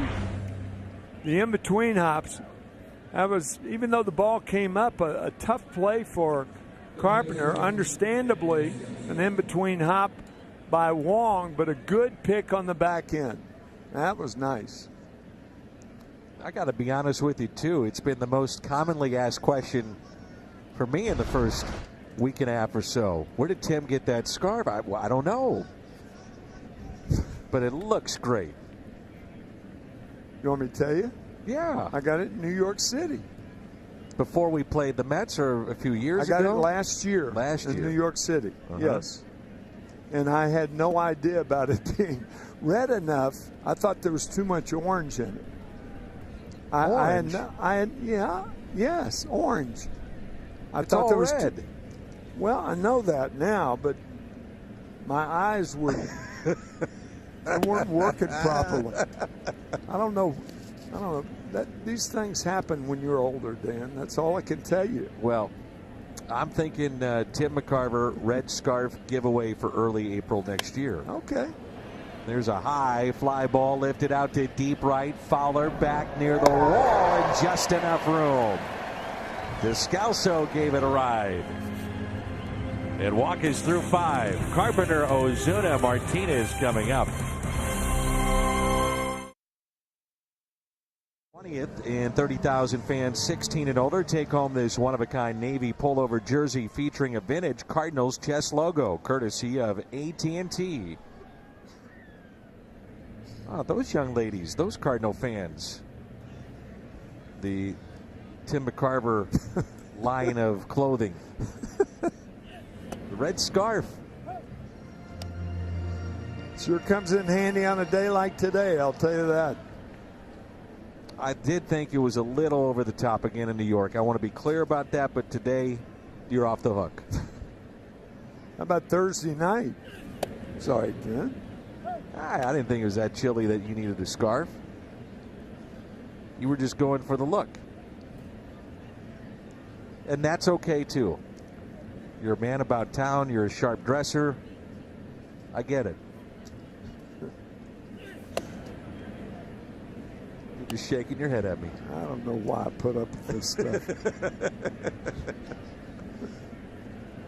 Carpenter, Ozuna, and Martinez combined 6 for 6 today with 3 runs and 5 driven in. The 1-2 pitch. Yeah, I mean, the Zach Greinke has not done anything with 3, 4, 5 in the Cardinal lineup. They're 5 for 5 with a sac fly. And they've driven in all the runs, haven't they? Yep. One by Carpenter, four by Martinez. Pardon me, Dan. Mentioned that Greinke was drafted in 2002.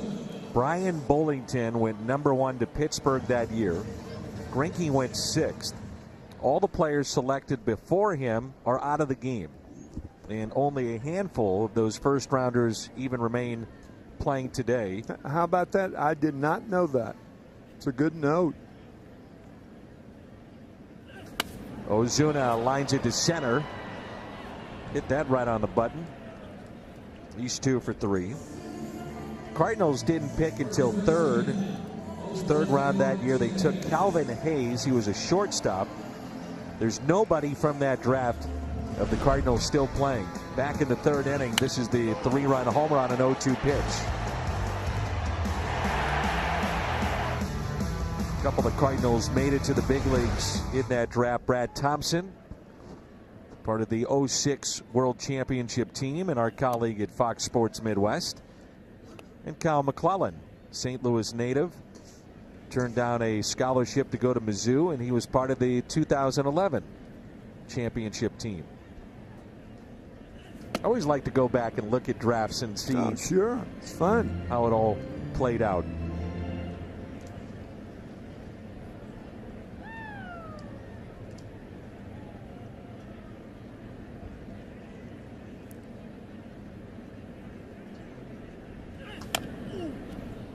Slowly hit left side, taken by Descalso. And the second 1-2-3 inning for Zach Greinke. Did that in the second, and here in inning number 5.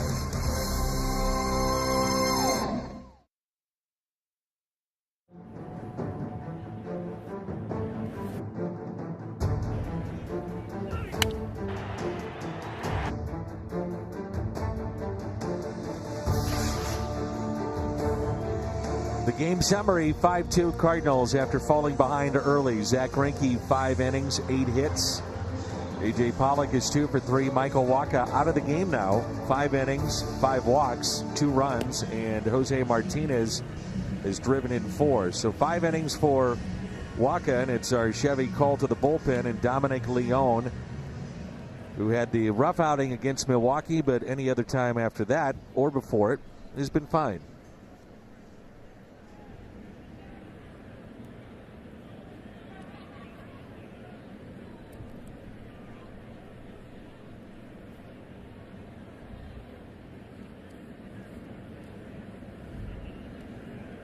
Here's Chris Owings.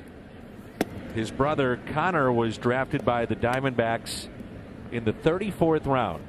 And the Diamondbacks every year allow Corey Hahn, who was drafted in the 34th round, to make the Diamondbacks selection every year, 34th round. And it holds significant meaning. Hahn is now paralyzed, works in their front office. And he chose Connor Owings, who was a terrific college player. He was the Big South Conference Player of the Year, won a national championship, but he had one functioning kidney, and that's why teams stayed away, thinking that he would not be healthy. And his mother was his kidney donor, and so he had what surgery. A great story, Dan. Wow. And Connor is doing well. He wants to sign with an independent team. He's back fully healthy and see if he can't make it back in the big leagues some way, somehow.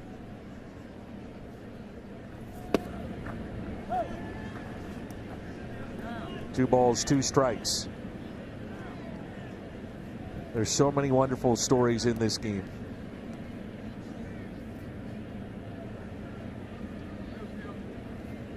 Well, the game covers such, what's the word, strata of life. The strikeout of Chris Owings. Good fastball right on the corner to get Owings. Chris thought it was outside.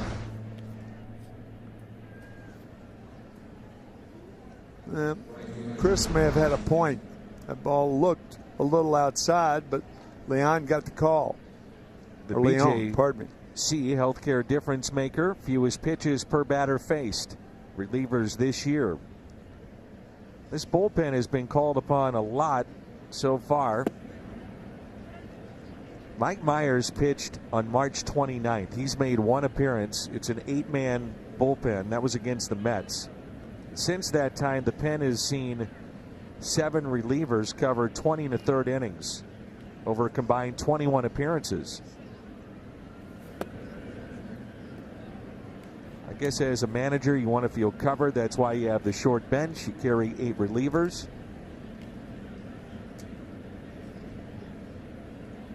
Here's Gerard Dyson.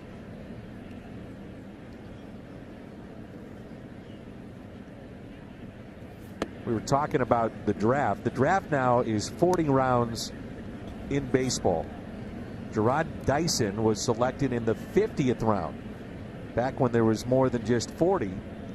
First player to make it to the big leagues from the 50th round, drafted back in 2006.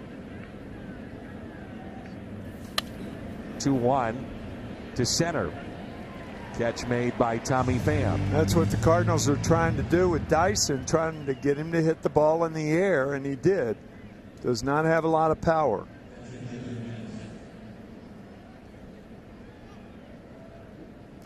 That last pitch up in the strike zone, and they would love to see Dyson swing at that pitch. Tough pitch to hit on the ground. Here's Jeff Mathis with 2 outs. He has 1 RBI this season. That was as a pinch hitter. Got a walk-off single in the 16th inning against the Dodgers. And if he did not pick up the walk-off hit, he was the next pitcher to come in. No. As a backup catcher. Dodgers off to a bad start. They're 2-5 on the year. The Dodgers and Giants rained out last night in San Francisco. Thought it was a misprint when I saw that. Yeah. 2-1.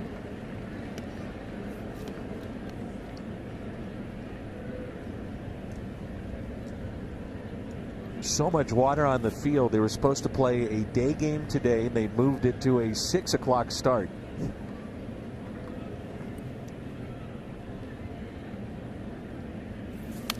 Two and two.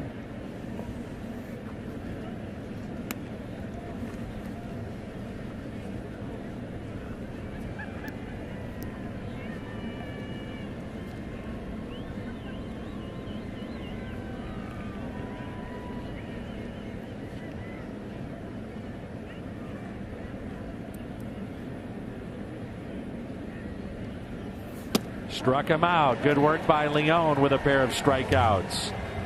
The first 1-2-3 inning by the Cardinals in this series. Weaver make his home debut tomorrow for 2018. It's Taijuan Walker. Weaver talked about gutting through his last start against the Mets. Pitched 5 innings, 1-0 on the year. Gutty performance in a game that in the early season the Cardinals really wanted because they had lost the first 2 games to the Mets. And last Sunday, Luke Weaver churned up a good one. It's Yadier Molina, Paul DeYoung, and Colton Wong for the Cardinals. And then the pitcher spot. Molina is 1 for 2. So a high draft choice, 2002 by the Royals, and Kansas City wasn't sure if Zach Greinke would put it all together. But in 2006, he was diagnosed with social anxiety disorder. He walked away briefly from the game. Here's the 0-1. His acknowledging the problem helped the public really understand that social anxiety disorder is not a stigma. It can be handled. Medication, proper doctors, and he's really been an inspiration for some as he battled that and then became and is one of the dominant pitchers in the game. Mm-hmm. Has been doing it a long time. Yes, he has. The 2-1 pitch.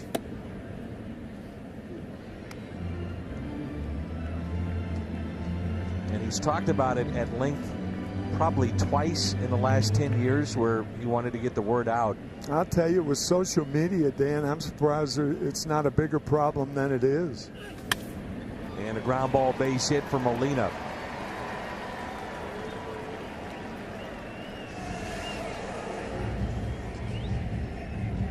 April 21st, 30,000 fans, 16 and over, receive a Dexter Fowler bobblehead, courtesy of AAA Insurance. And this is Dexter's first gate giveaway in a Major League Baseball stadium. So don't miss out. Get your tickets today at cardinals.com/promotions. Yadier Molina with his second hit up the middle. Torey Lovullo is out to make a double switch. If you're at a ballpark, folks, and you see the manager go to the home plate umpire immediately, you know, that is during the inning, you know there's going to be a double switch. And managers usually do that to protect their bullpen. That's what Torey's doing. Matt Cuck is the new pitcher.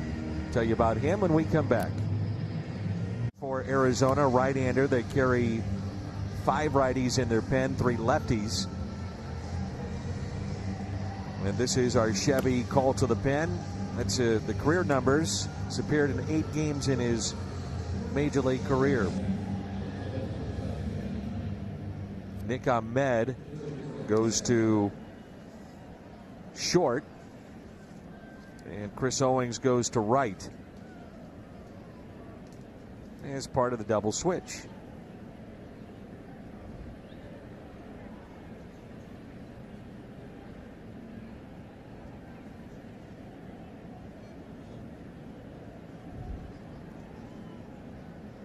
So 1 out. Here's Paul DeYoung, and he looks at a ball. Tough start at home here for Paul. He has struck out 7 consecutive times.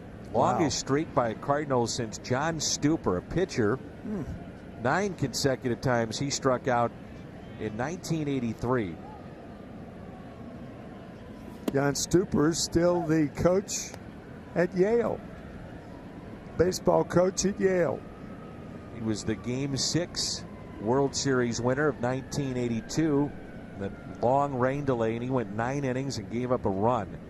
The 13-1 win by St. Louis over Milwaukee. That's it out of play.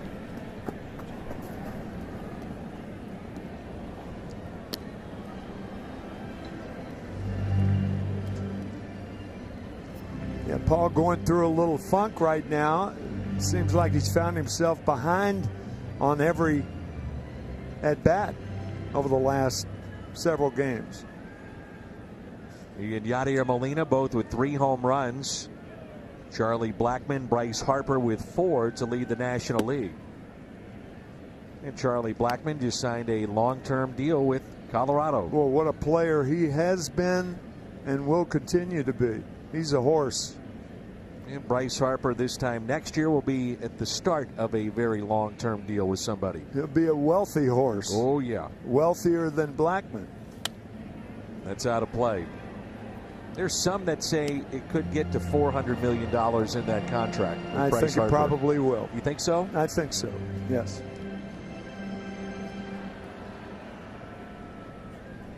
And I don't think Bryce Harper will be one of the ones to sign late in the spring either. No. You won't have to be working out on the side. Uh-uh.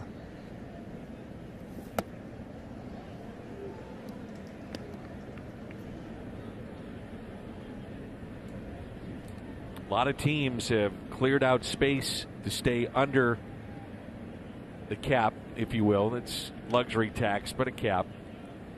Have a chance to sign Bryce Harper. 3-2. Lifted in the air out to right. Catch made. The Phillips 66 ticket vouchers are back, and they are better than ever. Fill up at Phillips 66 with 8 gallons or more, and you can get a voucher for up to 50% off on up to 8 tickets to a Cardinals home game. For more information, visit cardinals.com/Phillips66. That's Owings and Wright that made that catch.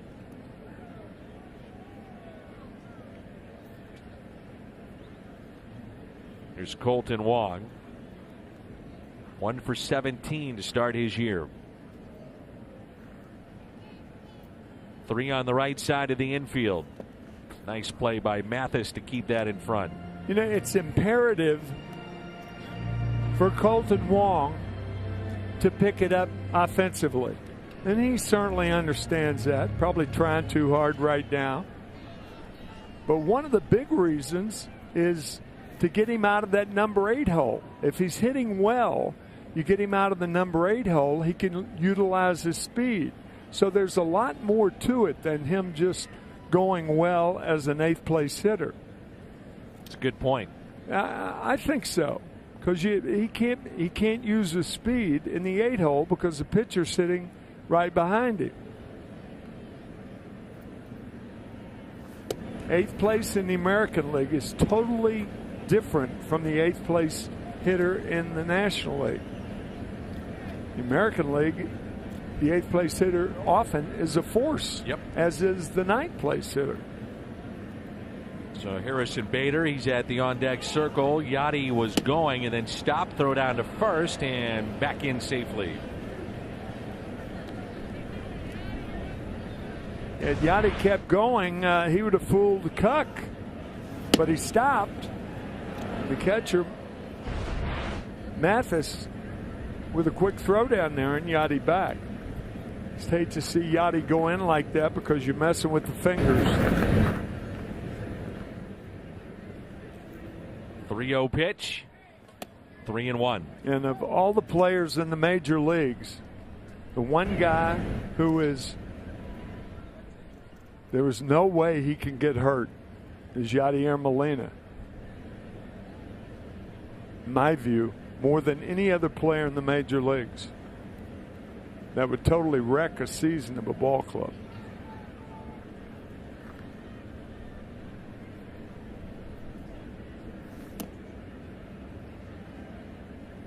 Boy, you hate that. A check swing on a 3-1 pitch. If that happens 0-2 or 1-2, that's fine.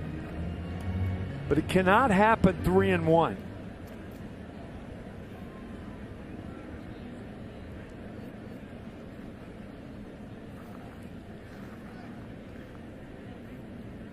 (3-2), and Wong lifts it in the air out to center field, and the catch is made.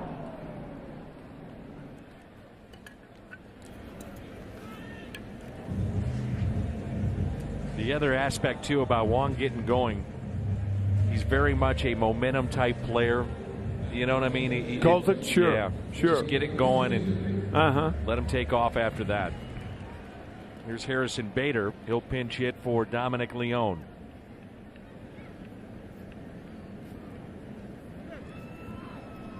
Harrison was to be at Memphis. Memphis has started out with 2 games and absolutely destroying the opposition. That is a good Memphis team, maybe better than last year's PCL championship team. Right.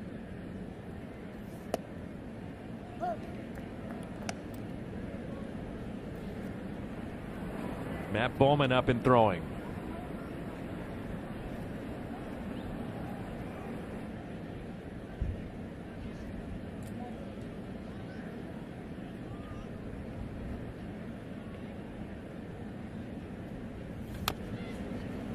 Mike Myers saying, will I get my shot again?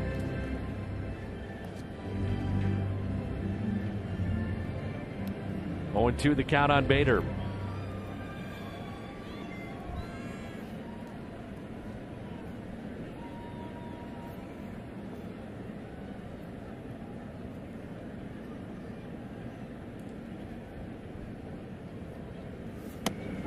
And a strikeout of Bader.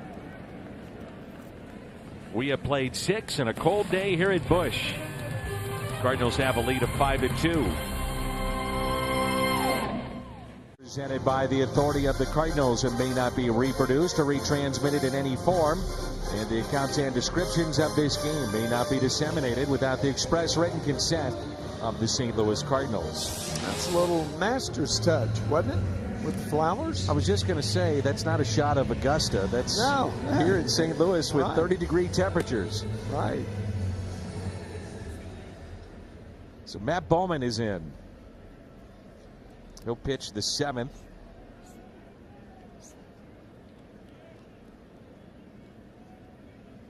At 59 appearances in 2016, 75 last year. 75 for a right-handed pitcher. That just doesn't usually happen. Lefties, you could see it. Righties, not so much. Yeah, 134 appearances over his last 2 years. And his 3rd of this year.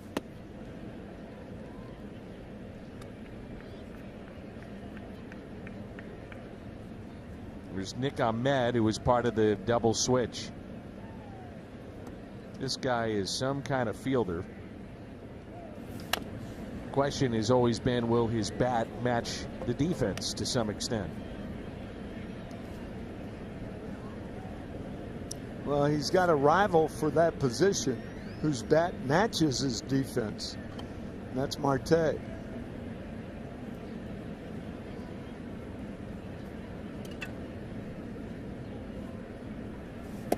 Good pitch.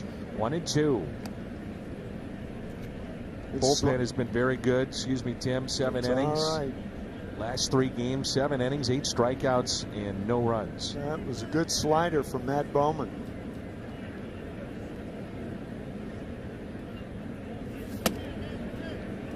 Two and 2.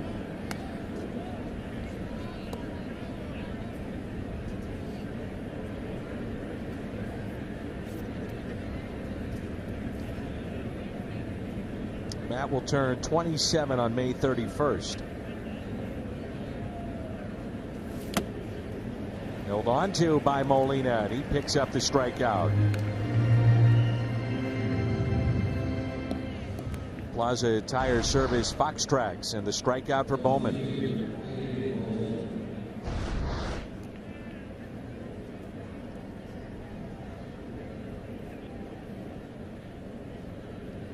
Here's David Peralta, walked and scored in the first, struck out and grounded out.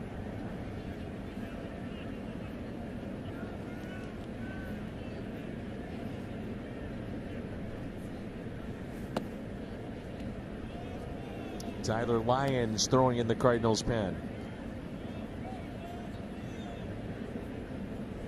Cardinals came into this ball game having struck out 27% of their at-bats. A little better today. They've struck out 6 times, but timely hits with 2 strikes. Part of the storyline today is Michael Wacha got through 5 on a cold afternoon.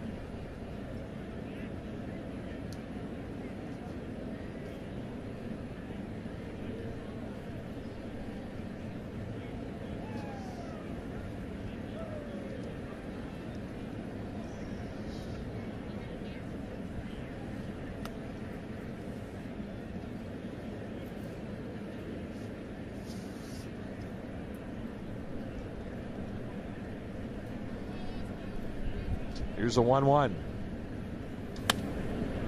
In the air to Tommy Pham. Makes the catch, holds on to it. This week on Cardinals Insider, Paul DeYoung talks about settling into St. Louis. Plus, we sit down with Gary LaRocque, the player development director, to talk about step camp. It's a very important part of the minor league system.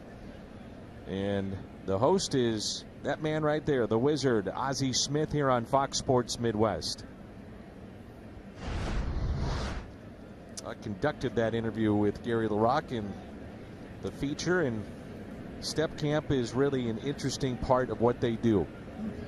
Trying to get players ready to roll with media training, off the field training, nightly meetings with former players, Orlando Palmeiro, Ryan Ludwig, Jason Isringhausen, guest speakers, but any way that they can try to get players ready for the big leagues. It's the top players of the minor league camp. Well, that's certainly a side that a lot of fans don't understand, thinking, well, you're going to the big leagues, that's not a big deal. It's not that difficult. But it is. You mentioned Zach Greinke earlier and about his social disorder. Just some players are more akin to reaching out to people than others. It's hard for them. They're afraid. Can't take that first step. The 1-2 is tap foul by Marte. Tell you one guy in my experience was Steve Carlton. Steve Carlton did not like to interact with fans, the media. He was shy. Very shy. And I can give you 30 examples of pitchers, because those are the ones that I usually dealt with in my career. Close pitch. Well, Tim, in my opinion, and this goes for everybody that's watching, ourselves, folks in the media, we forget these are kids playing this game. Yeah.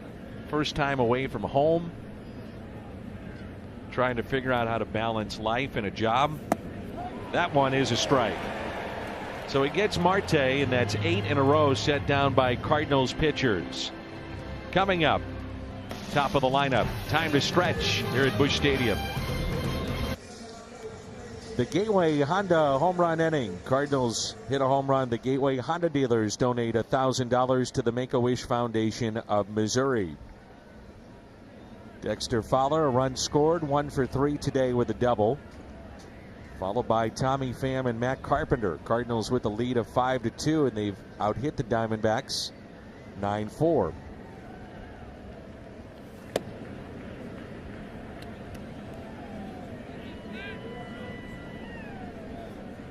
Shift on for Fowler here at the plate. 3 on the right side of the infield. And a ball and a strike.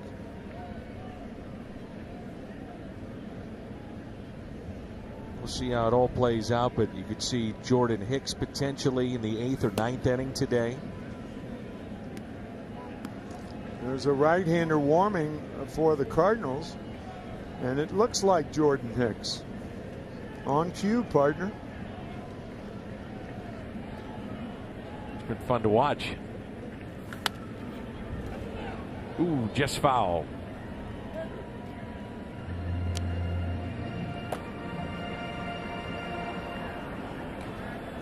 You know, Mike Matheny was telling us the other day, meeting in his office, and we said, well, you know, do you want to ease him into big league baseball and high leverage situations? And he said, you know what, his stuff plays, and if he's here, we're going to use him. And if that means late innings and tight games, so be it. It's Mike Schilt there on the left, the bench coach. 3-2, lifted out to center. Cold day, that's knocked down, and the catch is made.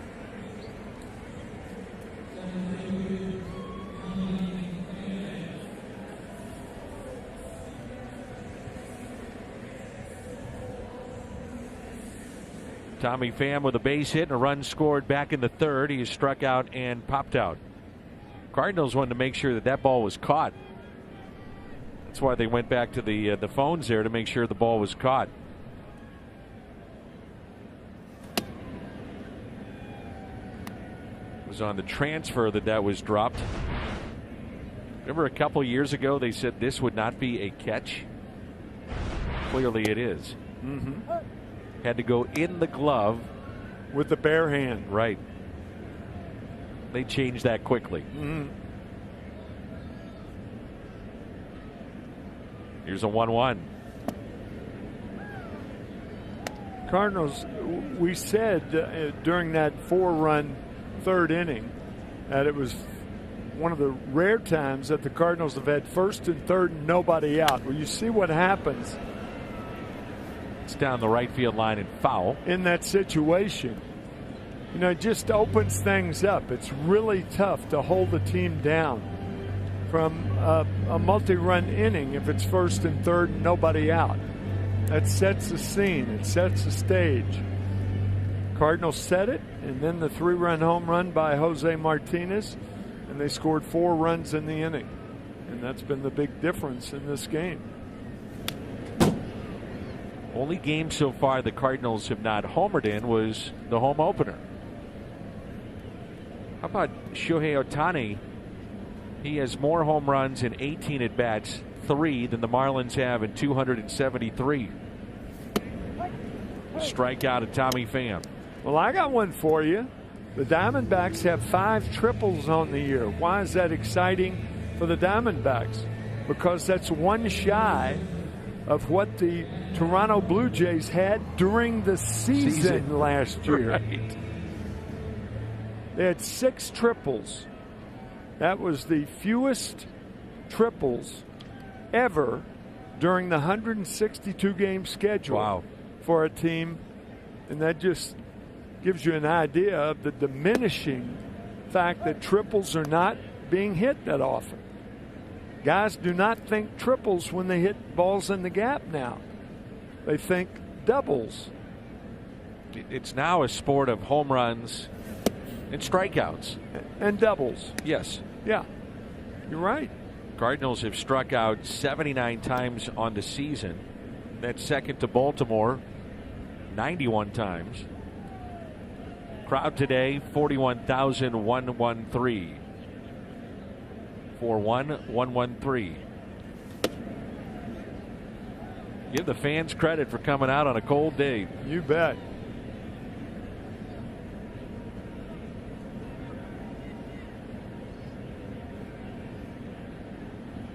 Here's a 1-2.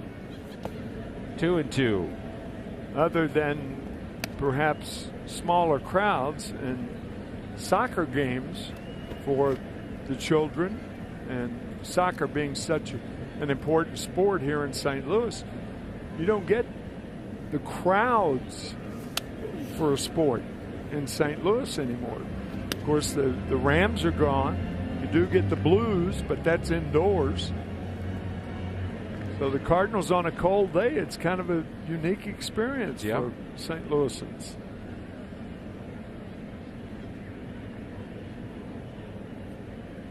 The 2-2. Strikeout of Carpenter. So back-to-back Ks. We head to the 8th. Jordan Hicks, that fastball on a cold day coming in.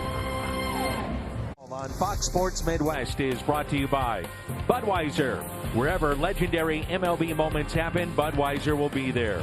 By the new Brunchfest Country Scrambler Plate with Jimmy Dean sausage links, only at Jack in the Box. And by Ford, going further so you can.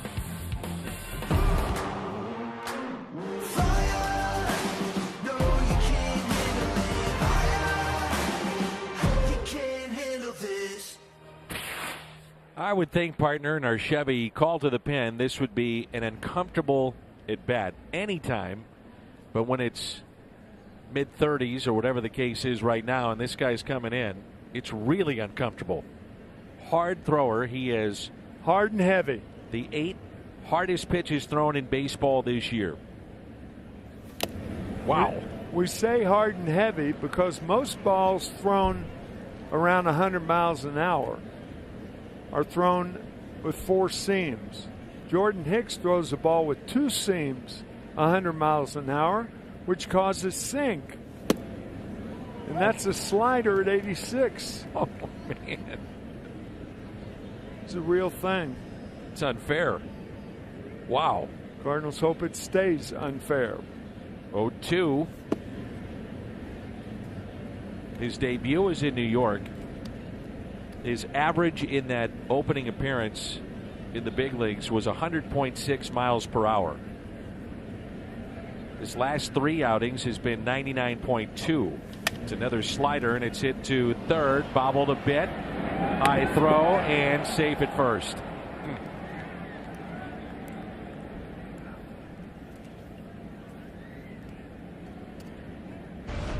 Now that normally an easy play for Matt, but once he drops it, he doesn't have the arm strength to compensate for dropping the ball. Matt very upset with himself.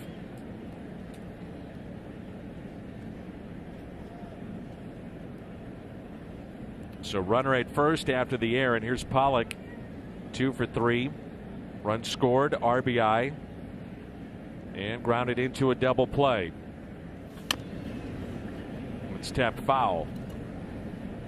You mentioned soccer. It'll be a cold night at the soccer park in Fenton tonight. What's happening? St. Louis FC plays tonight. Local soccer team. All right.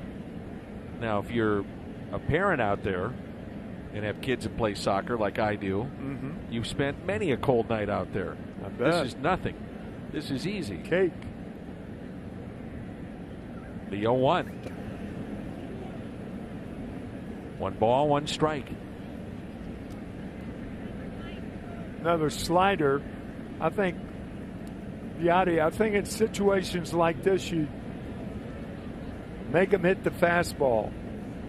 And fastball is your double play ball, and the ball more apt to be hit on the ground. But here comes the slider again. Here's a 1-1.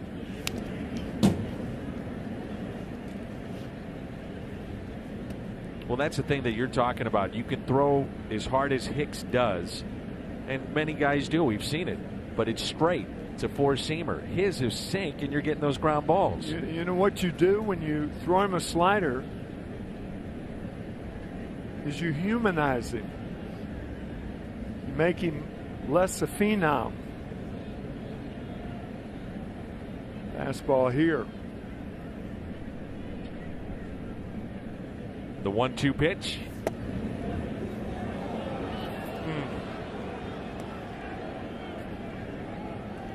Strike zone was very tough for Michael Wacha.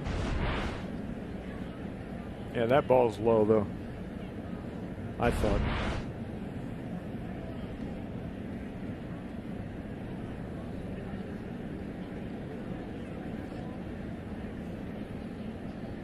The 2-2.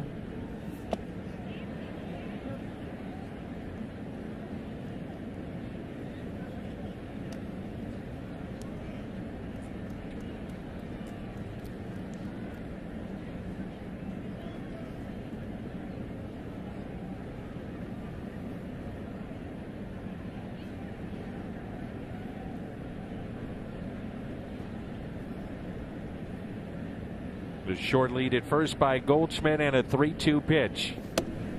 Up and in, and now the tying run will come to the plate. So on 2-2, he went with the slider. Had to go back to the fastball on 3-2, and Mike Maddox out for a mound visit. Cardinals will have 3 visits remaining after this one.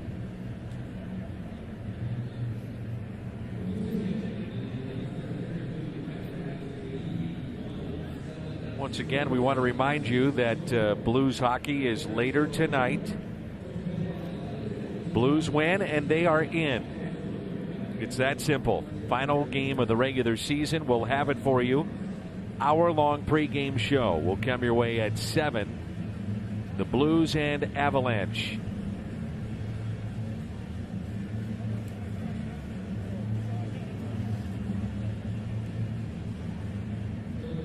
Daniel Descalso sent one to the wall back in inning number 5. He's flied to center and also walked. It's the first time that Jordan Hicks has had to pitch with 2 runners on.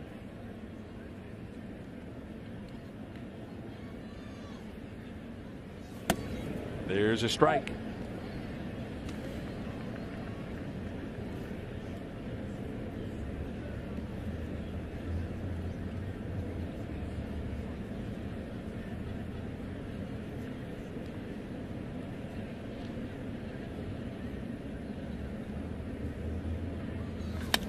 Out to right field, backing up Fowler, and he makes the catch. Runner tags. That's Goldschmidt from second to third.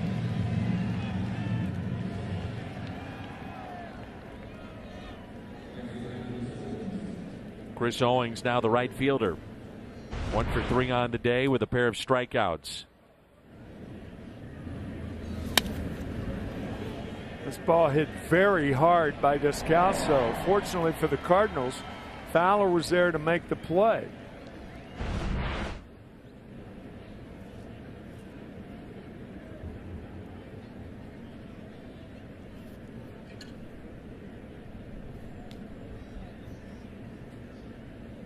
One out, first and third. Strike one. That's the thing with the young pitcher too, Dan.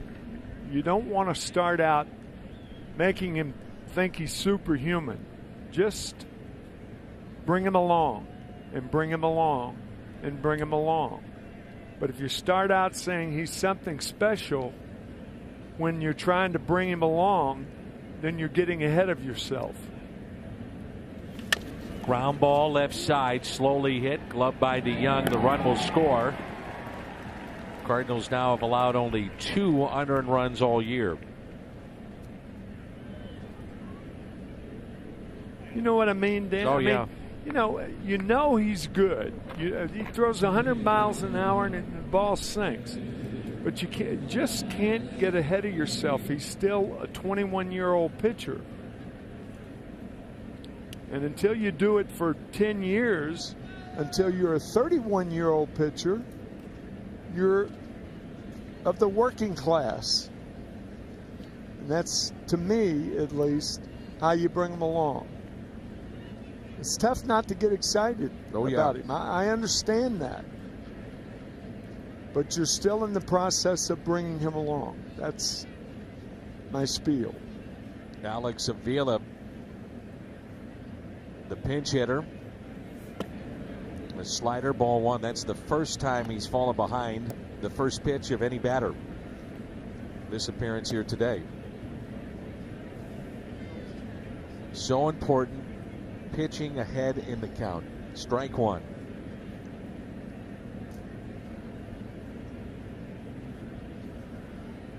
Bud Norris is throwing in the Cardinals' pen. Tying run at the plate. 2 balls, no strikes. Saw home plate umpire Mike Winters with the right shoulder and the right side wanting to call that a strike. Watch. When he goes up like that, he wants to call it a strike, but called it ball 2.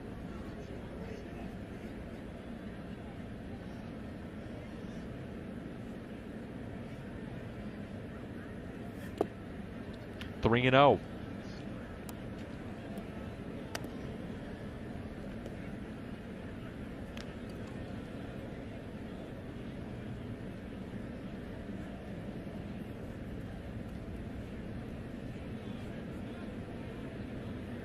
I think if you're Torey Lovella, you let him hit here. I was just going to ask you that. Green light? I think so. Get a fastball and try to square it up. Got the fastball taken high. And the second walk by Hicks.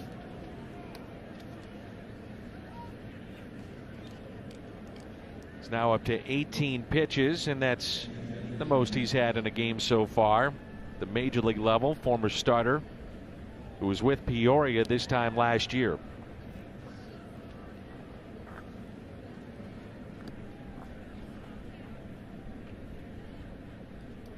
There's Jeff Mathis, 0 for 2, pair of strikeouts and a walk.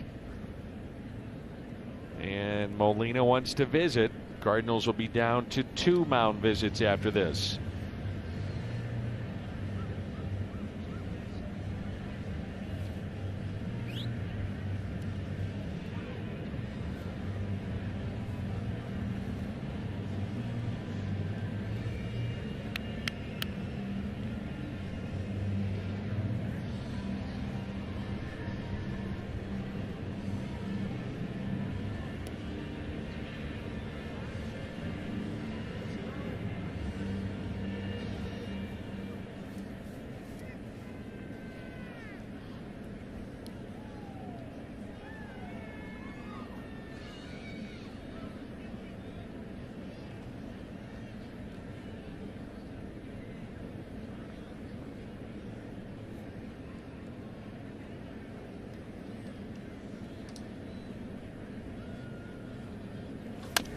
And the pitch is hit off the glove of Hicks. Wong to make the play. Diamondbacks pick up a run. It's 5-3 midway through 8.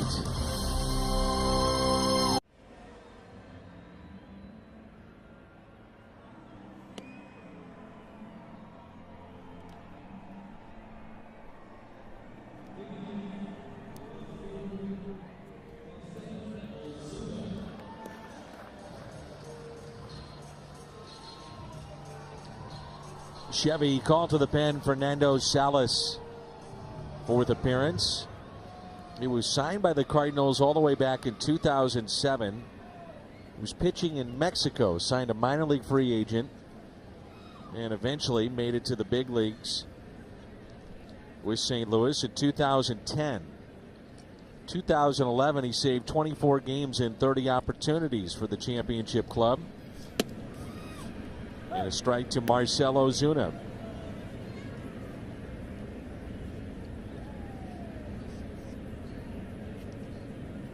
He was traded to the Angels with David Freese. Cardinals picked up Peter Borges and Randall Grichuk. Peter Borges just signed a contract with the Atlanta Braves, right? That's correct. After being released from spring training. 2 balls, 1 strike. Ozuna is 2 for 3. Excuse me, Dan. That was really a good play by Colton Wong, backing up the play off the glove of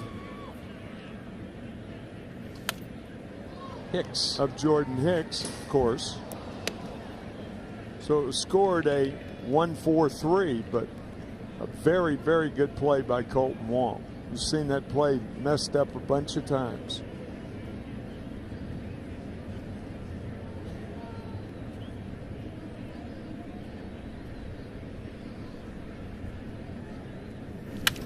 Two, base hit into center. 3-hit day for Ozuna.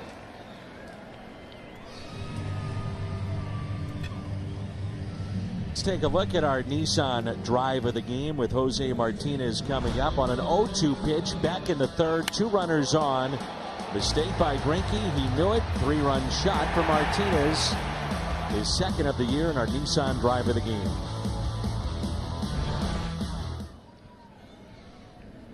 All 3 hits by Ozuna coming with 2 strikes. That has been one of the themes in this game. A lot of 2-strike base hits by St. Louis. Ozuna's only out today was a bullet to center field that he hit back in the 5th inning. You mentioned this in New York about the quick hands of Ozuna. I think he showed it right there with that single more than any other swing that he's had all year. How he brings the arms in and the hands just explode through the ball. That's a rare skill. Guys are good hitters, maybe good hitters, but they don't do it exactly like Marcell Ozuna. He's different. Slowly hit towards short. And the out. So Ozuna advances to second base.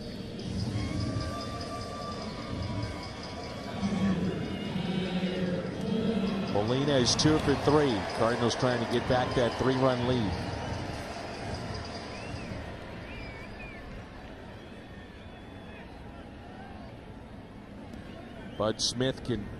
Bud Norris continues to throw in the Cardinals pen.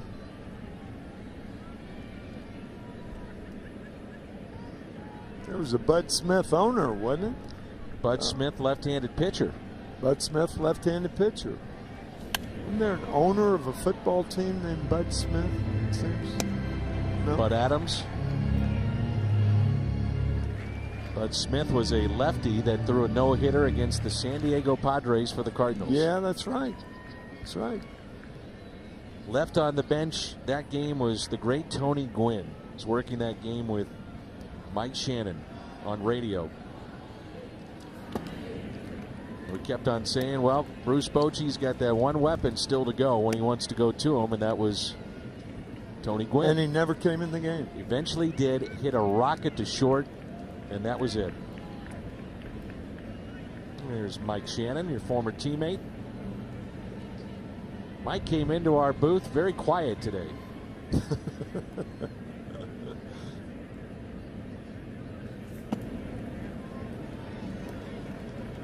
Put it this way, you knew he was in the booth the minute he stepped in.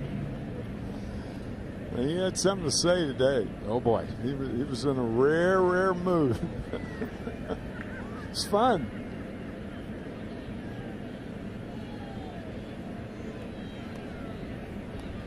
The 2-1 pitch to Yadier Molina. Ground ball. Hit to short. Ozuna to third. And 2 outs.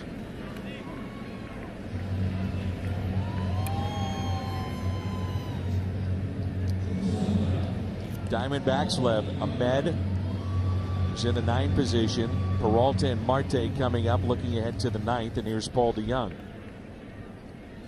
One thing about Fernando Salas, he does throw that split finger fastball. For it to be effective, it has to be low.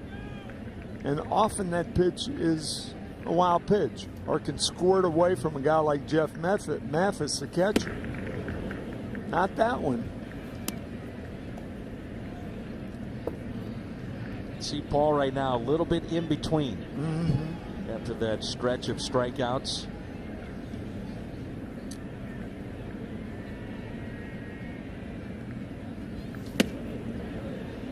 Oh, 2. At times very streaky a year ago, but boy, when he gets on a good streak, watch out. Not only hits, but hits for power.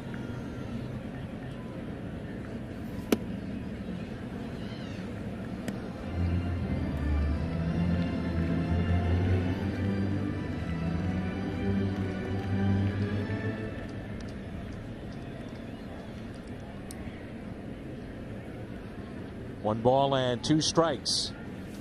Strikeout of DeYoung. Just a little bit in between right now. Bud Norris, chance at a save when we come back.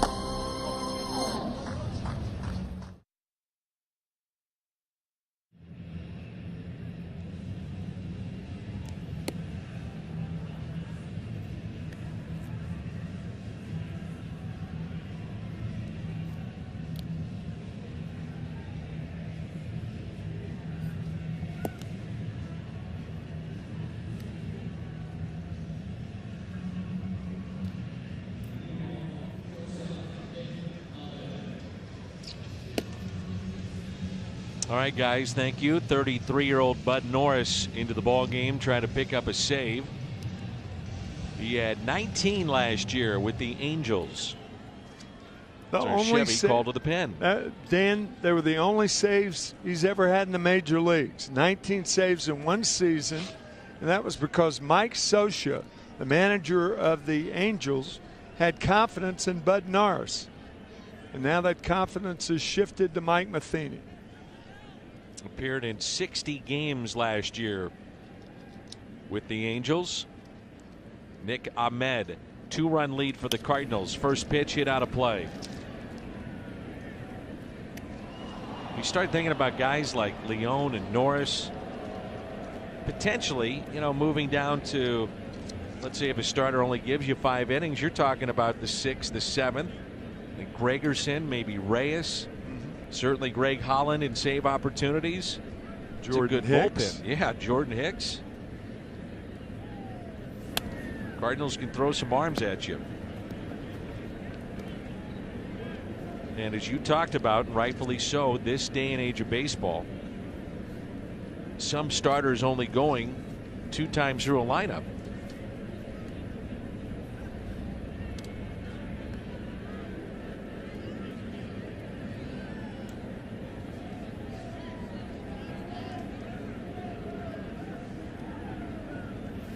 Fouled back. Cardinals came in, the relievers, with 24 innings of work in 7 games. Amazingly, that ranks 20th. So it tells you how many other teams are going to their bullpen to get outs and innings to cover games. Now that will not only continue, but there'll be more of that this year than any other year, in my opinion. 1 ball, 2 strikes. And that's where we showed you the fewest pitchers per batter faced by relievers. The Cardinals second best right now. So if you're going to have to cover a lot of innings, you've got to be efficient. Going to run out of gas by the All-Star break. He went. Strikeout of Ahmed.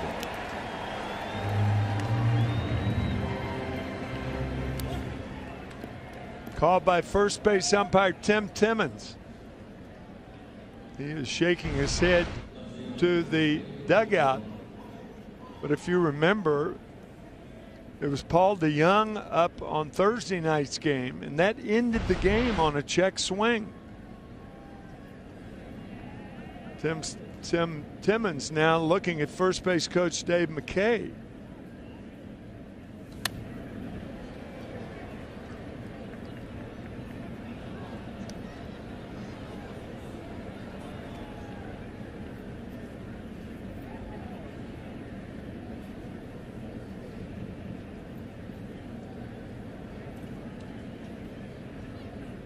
Peralta 0 for 3 with a walk and a run scored.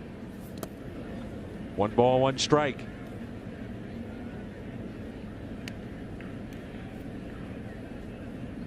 That's 10 strikeouts in the lineup for the Diamondbacks today.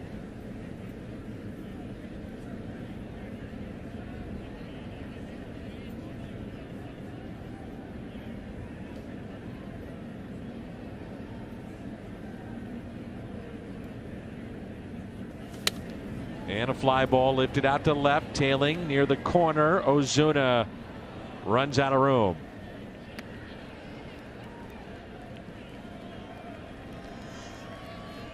One ball and 2 strikes.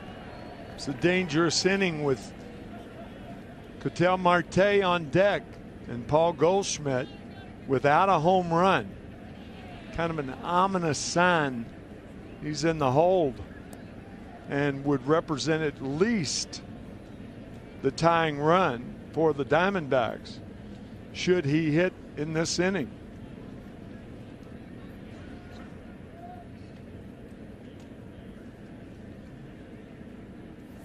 Strikeout. No argument there from Peralta. Back-to-back Ks for Norris.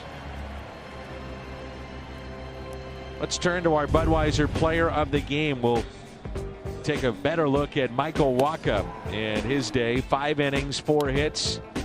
Really a key, if you think about it. He walked 3 in the first inning. Bases loaded, only 1 out. He struck out Owings and then got the ground ball by Dyson. Could have been a terrible inning, but it turned out okay. I thought it was an impressive mini comeback for Michael Wacha today. After a bad start, and he gathered himself and completed 5 innings very well, to his credit. To your point, Marte here, and you do not want to face Goldschmidt with a chance to tie it. The Cardinals are one of 7 teams remaining in baseball without a save this year entering today. Didn't know that.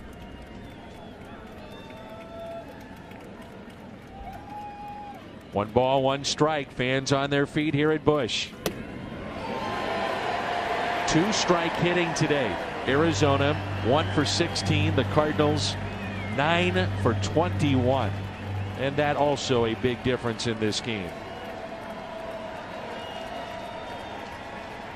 Diamondbacks down to their final strike. Norris would love to end it. The 1-2. Fly ball lifted into right, and Goldschmidt will have that chance. On a 1-2 pitch, Marte doubles. And it brings up the tying run in Paul Goldschmidt.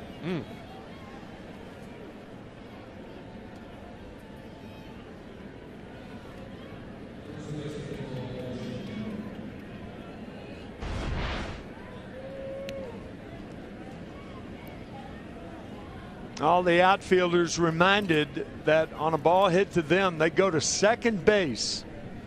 Marte tries to score, let him. Diamondbacks' fourth run is no good. The only guy that counts is the guy at the plate. Reached on an air, walked, and also singled to right.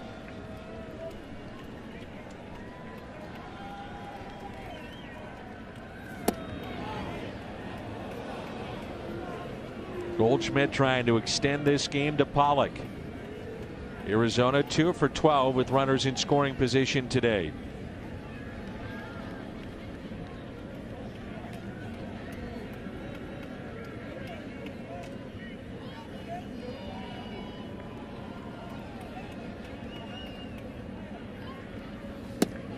One ball, one strike.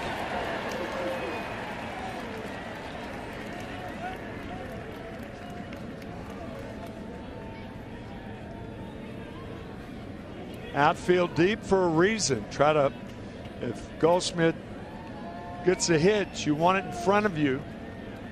They're in a no doubles defense in the outfield. Playing a little deeper. 1-2, and again down to their final strike. Tyler Lyons up for the second time just in case in the Cardinals bullpen.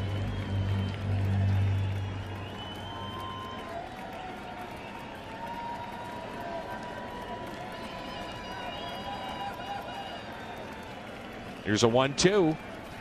And he struck him out. Norris strikes out this side. And the Cardinals take game number 2. They hold on by the final of 5-3 in a cold afternoon here at Busch.